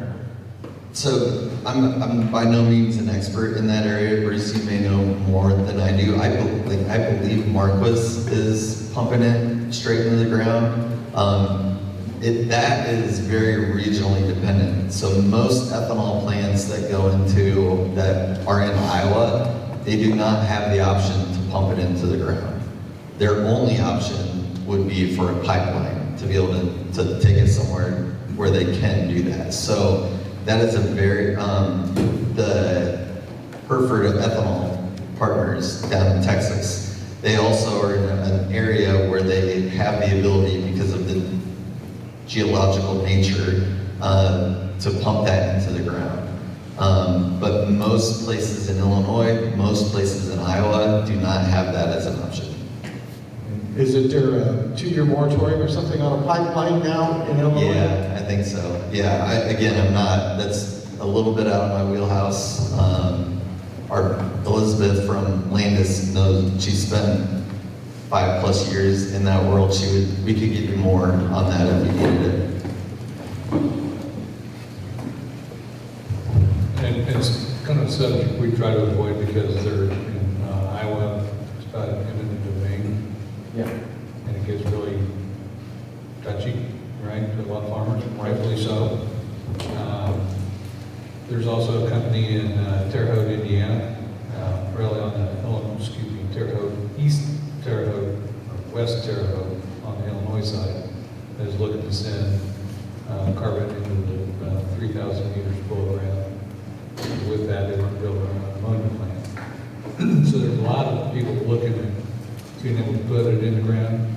We think a better way to do it is use our crops, put it in the ground, and keep farming the way we want to farm, but capture more of that carbon intensity score because we're I never can say that word. We're putting more carbon into the ground by doing some things. Yes, sir. I have a question. Is that, I mean, people don't want that pipeline because it's so dangerous to have that. If there's a leak, it could kill livestock, people, and everything. Is that right? I'm not that funny sort of me. That company reached out to me about 4 years ago and wanted me to be the CEO of this venture. And I said, no way, because we canceled the crude oil pipeline out of Canada, and now you want to send something to a pipeline that people believe is worse than crude oil. Right. I'm not touching this thing. Right. I don't understand it, if it had a leak, if it does to livestock, whatever. The bigger concern that we're seeing is the eminent domain of coming across your farm. Right. And that's why people don't want it, is because it's dangerous. Right. And it goes all the way to Beulah, Montana, or Beulah, North Dakota, where there is a nitrogen plant. They make urea and ammonia there, and they would stick it down into the ground 3,000 meters. Well, is that stuff flammable? It sounds like a Edward question. Yeah, I've heard that, same as you, it's just the risk. I mean, they say it twofold. One, the risk for an accident happening is way lower. Sure.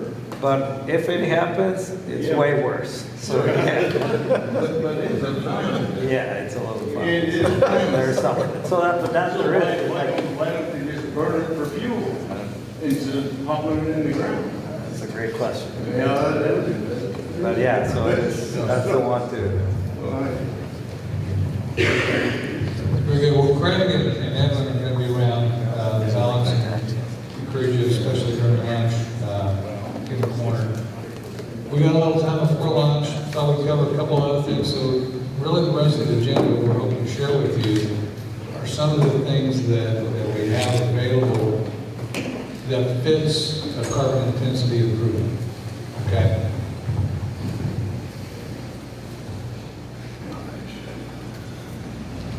So the first one we're a partner with came out of the University of Illinois, and it's known as Frenzy.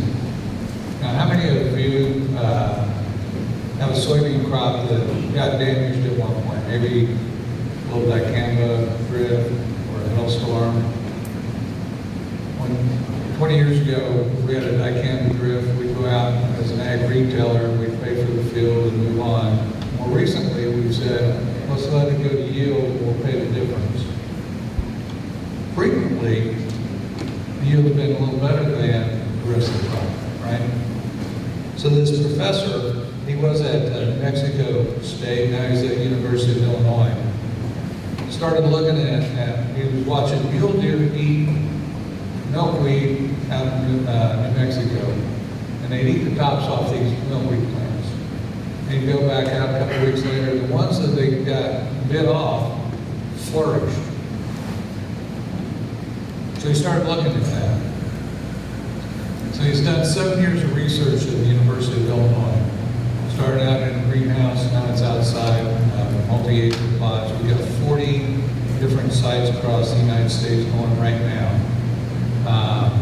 41 acre sites they've come up with a process that, and this is a friend of mine, that's his foot. This is standard soybeans, and this is the frenzy soybeans.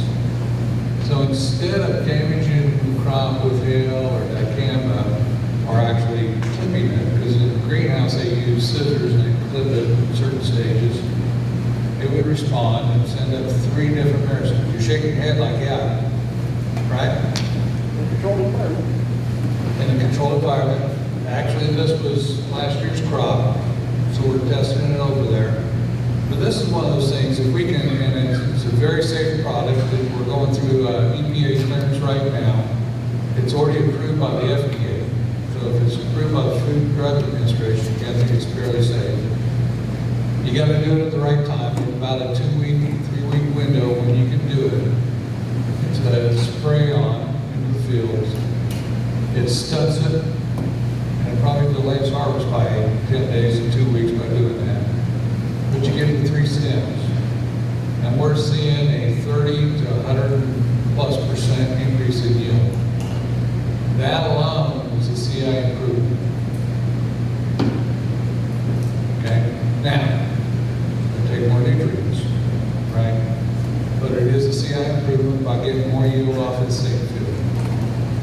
We think we'll be ready to roll this out in 2026. Crop year. Interestingly, only about 5% of the genetics today available respond this way. The big companies have done a nice job of breeding this characteristic out for other valuable things they've had. So that's why it's only 5%. So Roger and I have been talking about this as we roll it out. There's an opportunity in the Hearst area to be engaged with this, what we call a frenzy system. The frenzy system is a seed box treatment, and then what we call flipper chemistry that goes on that does that, and is shown over and over to be able to do it. Like I said, we got 41 acre plots this year across the United States, Midwest. Every one of them is a crop destruct this year because they're not licensed. But pretty excited about the opportunity, what this could do on the CI score. We're going to show you some, one of the things we want to do, invite you all later on to our office in Des Moines. We have what we call a connector. And this is an example inside our innovation connector room that shows this, and it has a lot better description than I can. I'm not an agronomist. That's why we got Edwin here. I struggle to spell agronomy, so I'm from Kansas. We either raise wheat or we raise wheat. Those were the 2 choices.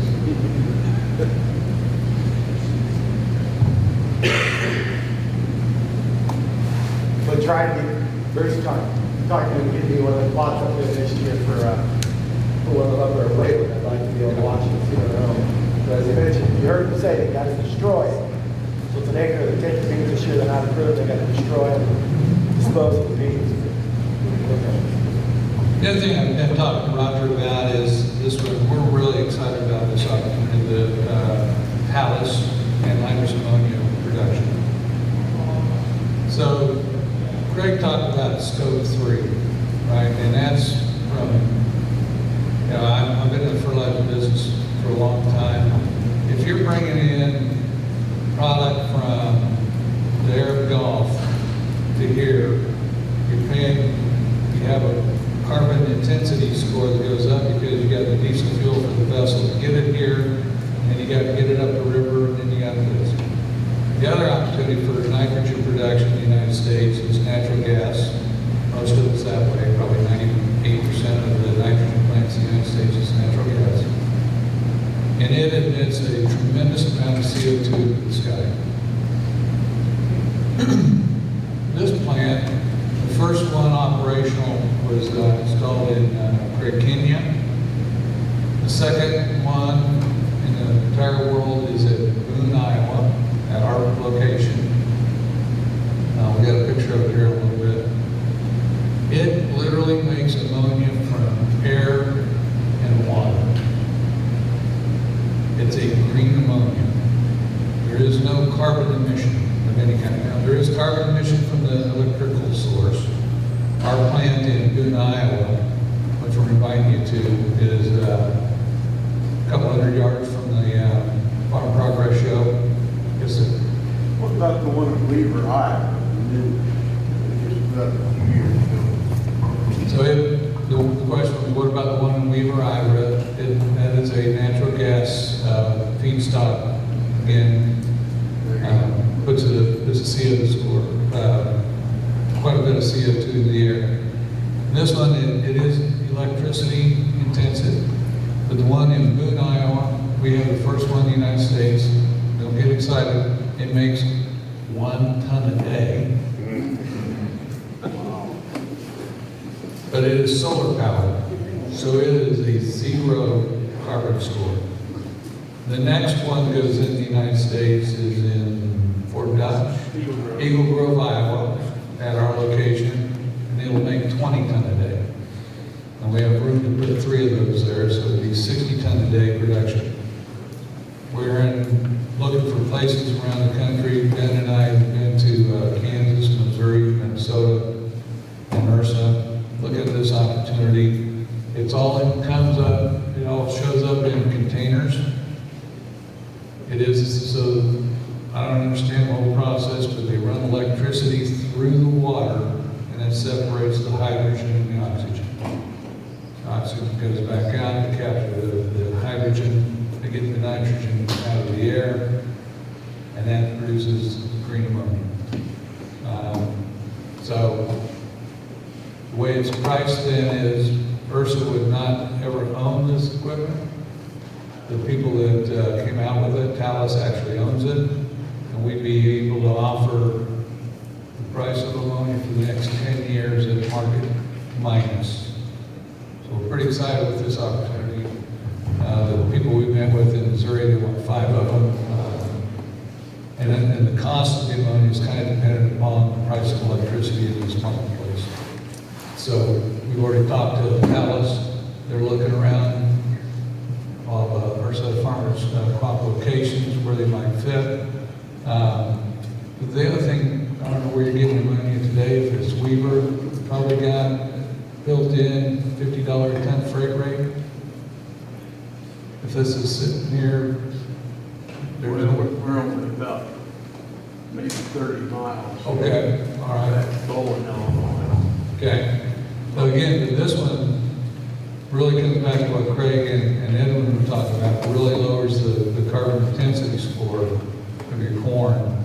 And little company, anybody ever heard of Poet? Sure. They've offered us, because of what Craig and Edwin were talking about, they've offered us the opportunity to put this on their property to sell ammonia to farmers to get the corn back into their plant. We haven't done that yet, but something to think about. But it does require quite a bit of power. So if we can find solar fields or windmills or other things that offset that cost, it really lowers the price. Just as an example, everybody's heard of TVA, Tennessee Valley Authority. We're looking down there in northern Kentucky, and we think our price to produce a ton of ammonia is about $300. So what we're looking at is Ursa possibly looking at one of these 20 ton a day. So it's a transport ton, a transport load a day that needs to leave. Need to have storage, because the last thing you want to do is shut this thing down, right? So, is there a way to partner with Ursa and their members to get the product moved away from this? But again, it's all about getting to where Craig was, we're stacking the benefits to get that lower intensity score.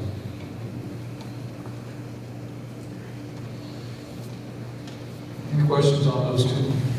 When you say storage, are you wanting like farmers to store it on their farm themselves for a year's use? Is that what you're thinking? I think ideally if we could find some farmers that would be willing to put in enough storage for their annual use, that'd be the way to do it. Ursa's probably looking at, if we go that far, some additional storage, because you need to be able to hold a certain amount, be able to get away from there. But you'd have a 10-year contract on the price, so you can hedge your corn further out as well. Yes, sir. Does that $300 per ton include cost of equipment or depreciation or time? So Talos always owns the equipment, so there is no depreciation on it. The only depreciation would be if we put in storage, and if you need some transport trucks to get away from home. Yeah,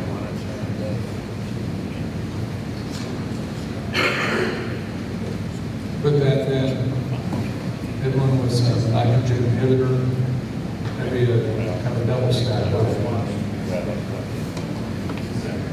So those are the kind of things that Landus is looking for collaborative partners with, to be able to roll these kind of opportunities out to farmers.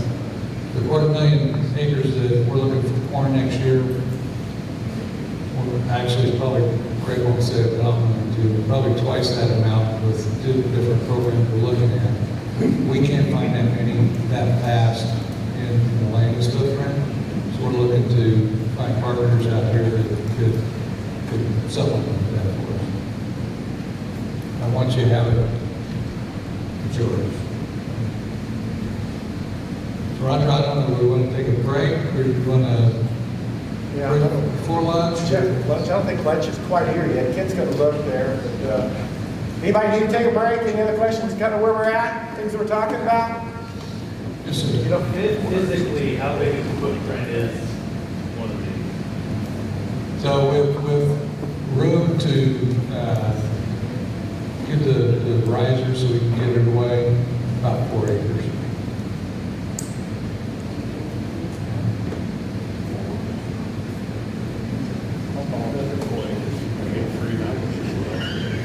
You got 4 acres, we'll bring one out. Yeah. We like them close to a substation because of the amount of intensive electricity required. Will they work if you put together, what if you put together a solar field tied in with it? I mean, there's all kinds of incentives now with the solar. Yeah, so like I said, the one that we have the first operational one in the United States, it's only one time, it is solar powered. So is that one about so big? Oh, wait. We also built our solar field though to be able to run our warehouses too. So, and there's tax breaks when we do that. Right? So Illinois, as I recall, doesn't have the best solar tax breaks. Depends on which utility provider. And there's some good ones and it works. It don't work everywhere. I want to back up a little bit about the frenzy again. So Landus, we also own our own soy processing plant. It's the largest mechanical crush plant in the United States. There's some view that soybean oil might be the better fit for sustainable aviation fuel than ethanol. And so we're having conversations with that. By 2030, I think Craig, Spain, or all of Europe has to have 65% of their jet fuel sustainable aviation fuel. If, like exactly said, if all the soybean acres in the United States were under this frenzy system, make enough for every flight in the United States to have soybean produced sustainable aviation fuel. Well, a long way from that. Long way from that.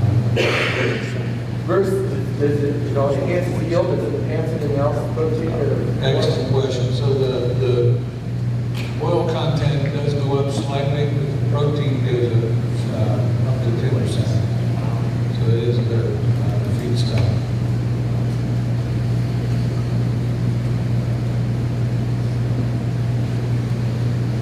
I would think we should probably put more carbon sequestration as well.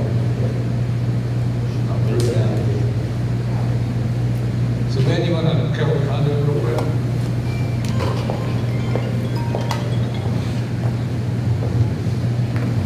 All right, attitude.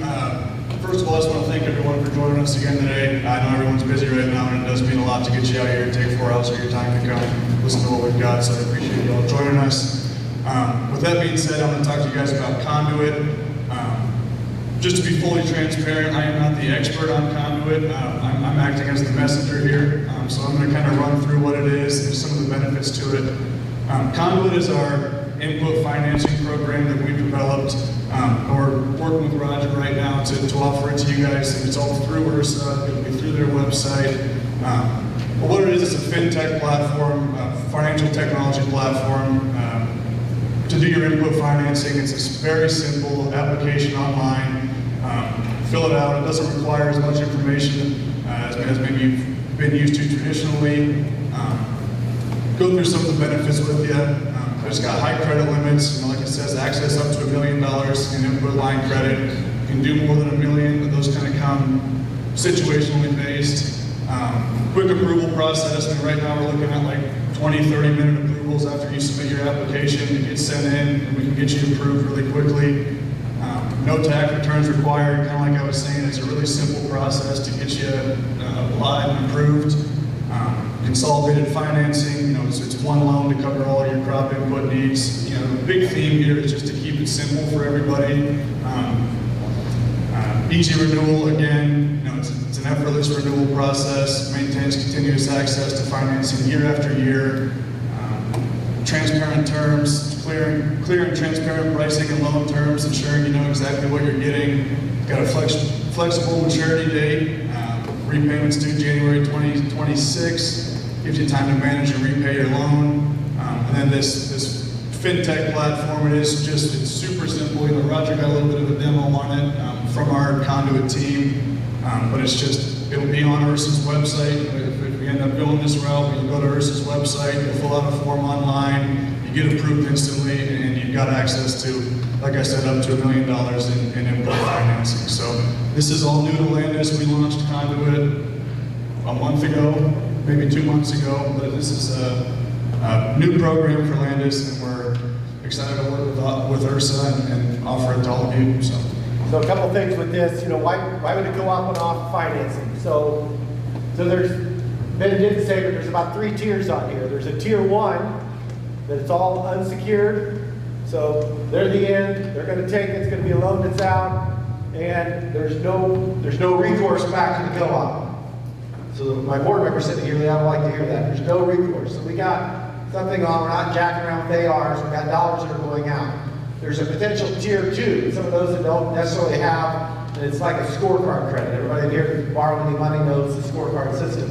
So you've got a situation on the tier 2 where we could choose to accept that we would make the loan out, and it would be, we would have 30%. So it'd be nice going into some of these credits that we know what our maximum risk is. I probably spend a couple hours a week working on collections, just going through it and picking up the phone and calling. And typically to get into a collection mode, it's usually negotiations. Okay, the negotiation then means we give up something. We give up something. We give up the finance charges or something. So today, this is just the input financing side. What I do see is we go forward, there'll be ways that we can do things as far as feed, things we can do as far as seed, things that we can do on that side. And that's what kind of intrigues me to look at this. So tier 1, no recourse to the co-op. Tier 2, we can choose to say, okay, we're gonna run through the financing program, whether we want to take and have some risk. Tier 3 could be that we don't want to take it. We don't want that. And so maybe it does us better as being managers of your business, that we're understanding more of what those credit needs are out there. I mean, we're coming into an era right now, I don't think I have to tell anybody in this room, with $4.50 corn and all the inflation that we've got, there is going to be some stressors, and they're going to show up. And we spend a lot of time each month making sure that we've got an acceptable credit. So that's some of the reasons why I'm looking at it, but it's a way that, these guys have got a lot of answers. They're coming in here and figuring out, okay, here's what you need, and then here's even a way to pay for it. But on my side, there's ways that we can look at it. it's risk mitigation. I think it's just good business. Well said. Anything to add? And this isn't something, and just getting started, it is an approval process. You know, again, my mode is not to get URSA into the finance business, but my mode is to make sure that we protect URSA. If there's an opportunity to protect it, and there's tools out here, why aren't we using them? And it's better than open grid. Right, so, we also think by the end of July, we'll have the ability to do operational loan equipment financing as well. So, thanks, Dan. The next piece I was going to suggest, wait for after lunch for Edwin to come through. So I'm going to hop over one and go to back there.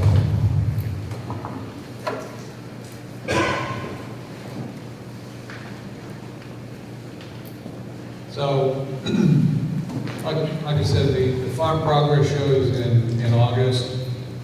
Landus is kind of on the way there, so if you're heading there, we'd sure encourage you to stop in.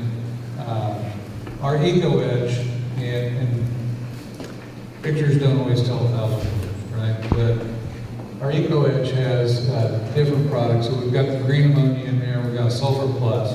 Sulfur Plus goes in and cleans the stacks at coal and natural gas generation, electric generation, get the sulfur out. So it's reclaimed nutrients, and so there's certain benefits on carbon intensity scores in that regard. The Ostera is the two pictures we're seeing. So in my career, I've probably sold 20 to 30 million tons of phosphates around the world. I didn't know until I started talking with these people that phosphate is extremely soluble, and get a big rain and run off, or it leaches and these kind of things. That causes the algae bloom elsewhere. They've got a technology that stops phosphate from being soluble, which sounds like, well, why would I want to use that?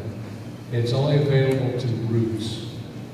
And so when you have to incorporate it.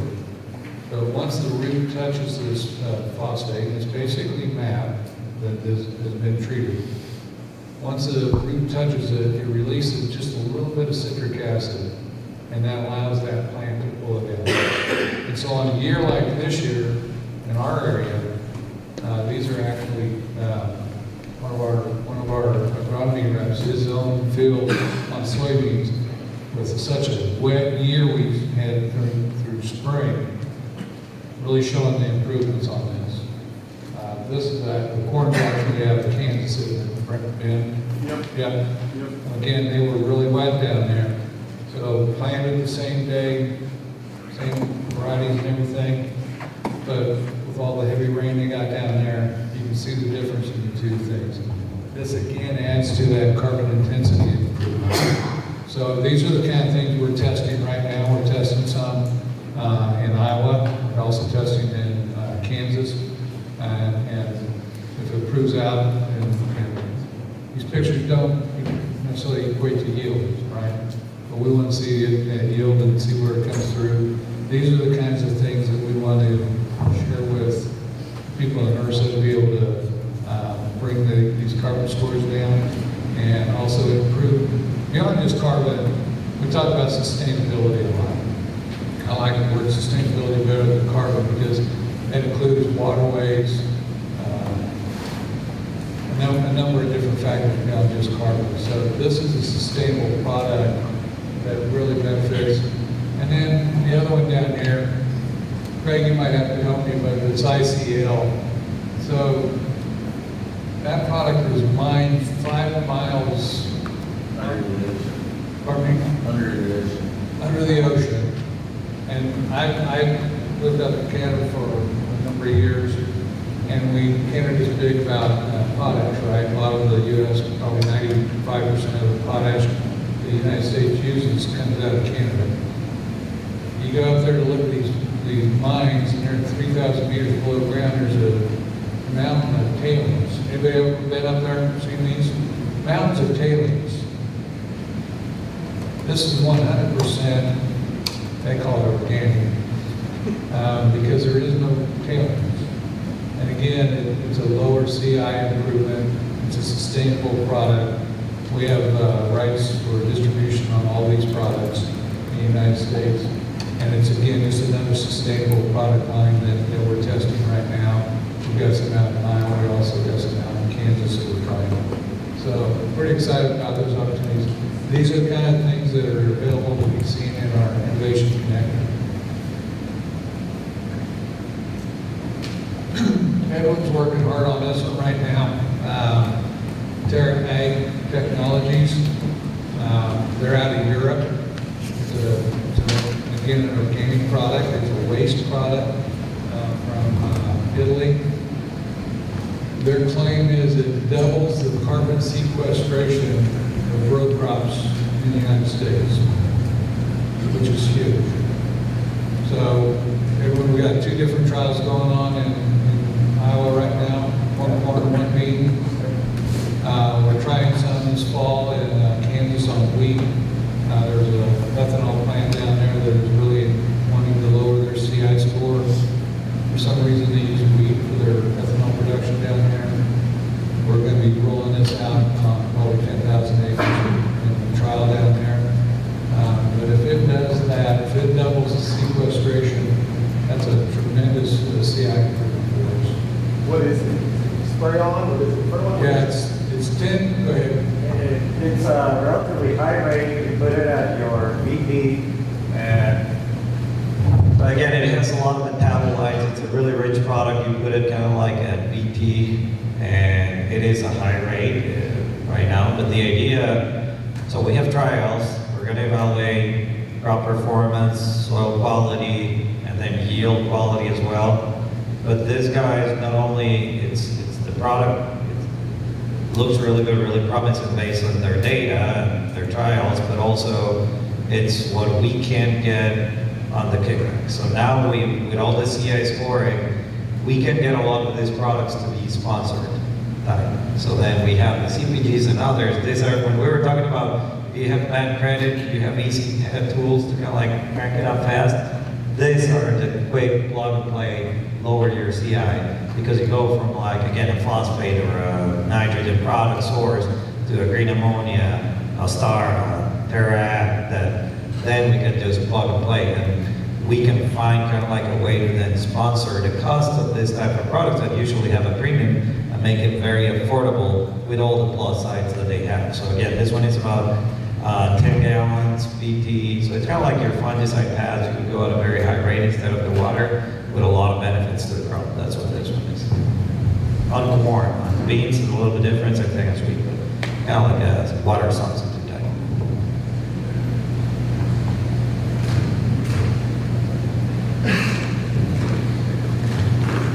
All right, you're gonna think I'm crazy with this one.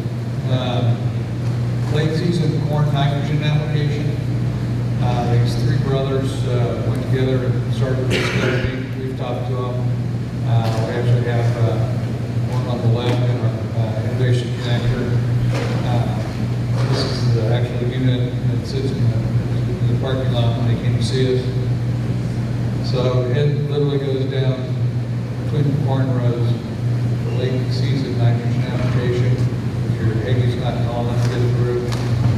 At the same time, it can put fertilizer down, not only the nitrogen, but it can also plant cover crop at the same time. It's got one track, so it varies it. It's tuned into our satellite and our drone coverage that tells it where to put the additional nitrogen down. It's one of those deals where, again, it might be available for a person to offer. These 3 brothers actually own all of the equipment, so you don't have to have any outlay for it for the late season. It's kind of like that, I don't have one, but my daughter has one of the Roomba vacuums that goes around. One of the brothers programmed the Mars rover that landed and went around. The other one programmed the Uber driverless vehicles. They're kind of smart guys. They also have a dairy farm in New York. So they got going with this. But it's just a nice way to go. And one machine can do 50 acres a day.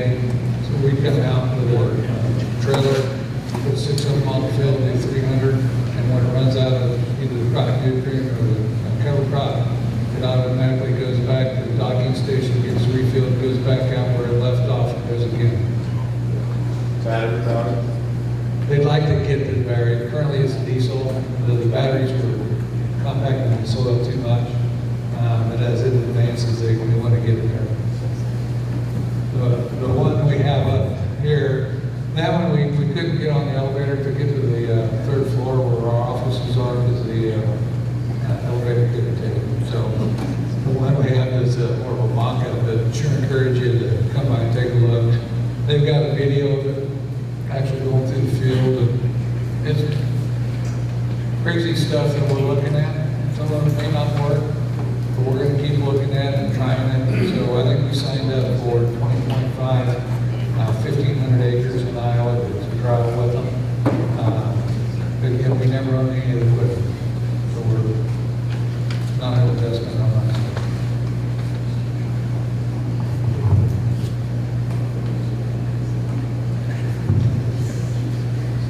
Then also our Growth Solutions Center. So I actually plucked Ben out of the Growth Solutions Center to join my team.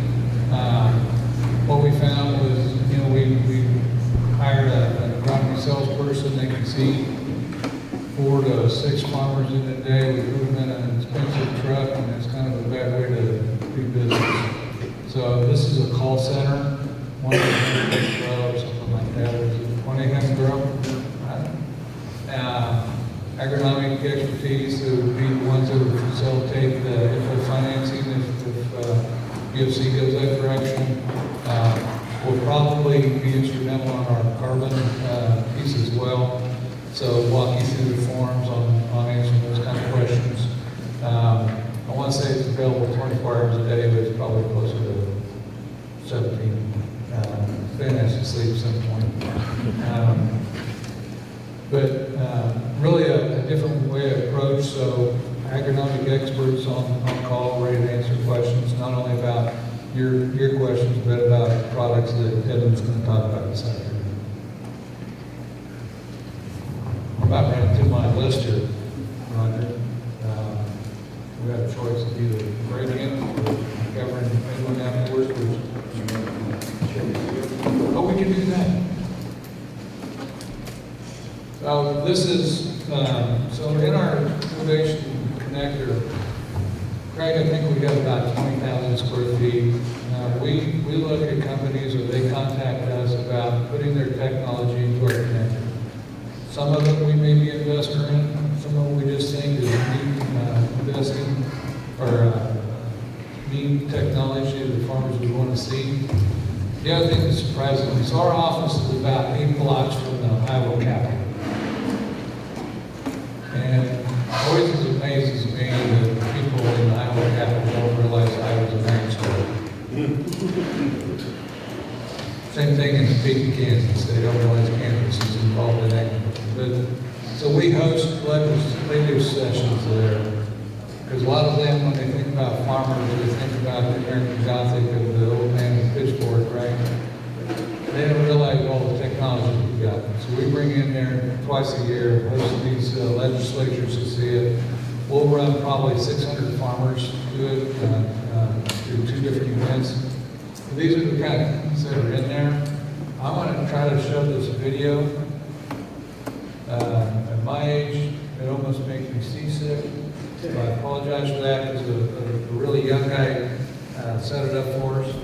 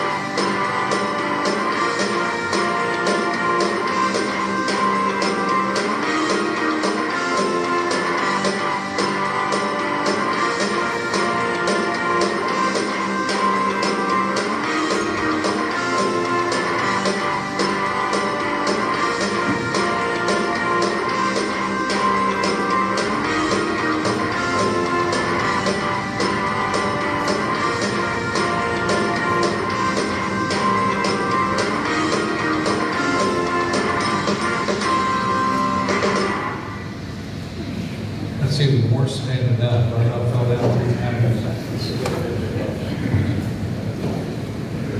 I did go through, I've been through that center twice. It's really unique. I think Bruce probably undersells it. They've got new entrepreneurs that are looking to showcase their products that are out as far as technology. I think you've got to compete to get into that room. They've got so many folks that are there. It's the newest things. I mean, when I was up there, they had like the mole masters, little robots you could throw on top of the bin. And its job is just nothing more than run around the top of the grain bin, and you know what happens? You break the crust, get air to go back up through.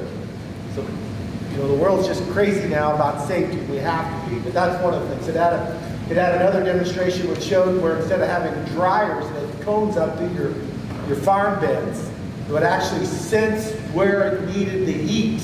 It would only put the heat there. It was limiting technology there. It's got a spot, I remember Bruce showed me a spot where you could own your own satellite. Your own satellite. And that satellite can tell you, how cool would it be, you got done planting your crop rich, you turn around and it told you exactly how many plants per acre you got. It told you where your weak spots was at. It could actually take that technology, throw it back in your planter, and go back in if you come back in and touch up. I mean, just the technology that's coming out here today is just, it's leaps and bounds of where we're at and what's coming. And it might not be something you're going to incorporate next month, next year, but it's things that you are going to see. You know, the satellite's telling you when to apply the fertilizer. You know, everything is so sensitive on here as far as what stage and what development. Just we are drilling in order to increase productivity. But these are the tools that are coming out. It's impressive. We talked, something we might kick around, maybe putting together a bus tour of going to the Farm Progress Show and dropping into this place and looking at something like this and seeing it. It's worth the trip to see it. Thank you, Ryan. The grain weevil, they called it, and it's on display, but we try to rotate the different technologies in there. They can only stay for about a year, so about half of it we'll trade out this year and we'll rotate it in.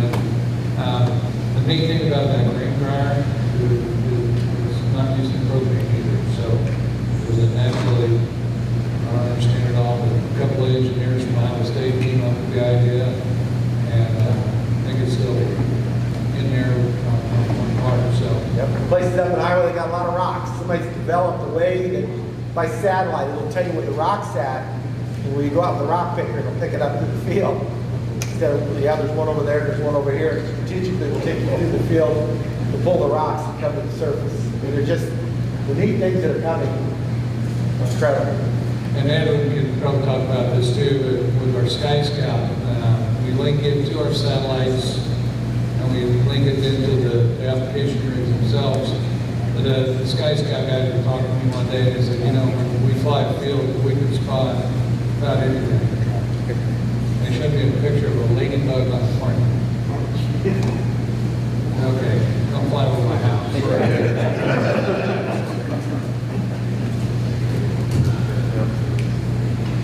So I don't know where we're at. I don't know. Lunch is showing up on here. We'll have to take a break. This lunch. So one last thing, if I could, so we can just do the acreage, which I think is really important to hear, because it kind of connects all these things together. The Farm Progress Show, so you asked how big it is. This is our 1 ton a day plan. Now, the 20 ton a day really isn't much bigger than that. We just need additional support. So you can see what it is. You can see our solar field on the backside. There's our office downtown Des Moines. But if you're heading to the Farm Progress Show, if you put together a bus, we'd love to show you some of the things that we're up to. And again, it's in collaboration with UFC. We want to work with people that can extend these kind of things because we're going to need acres. And we got to find, because we only get to tell these companies one time that we couldn't find a quarter of an acre. We're going to find somebody else that will. So I'll drop it where we are on lunch.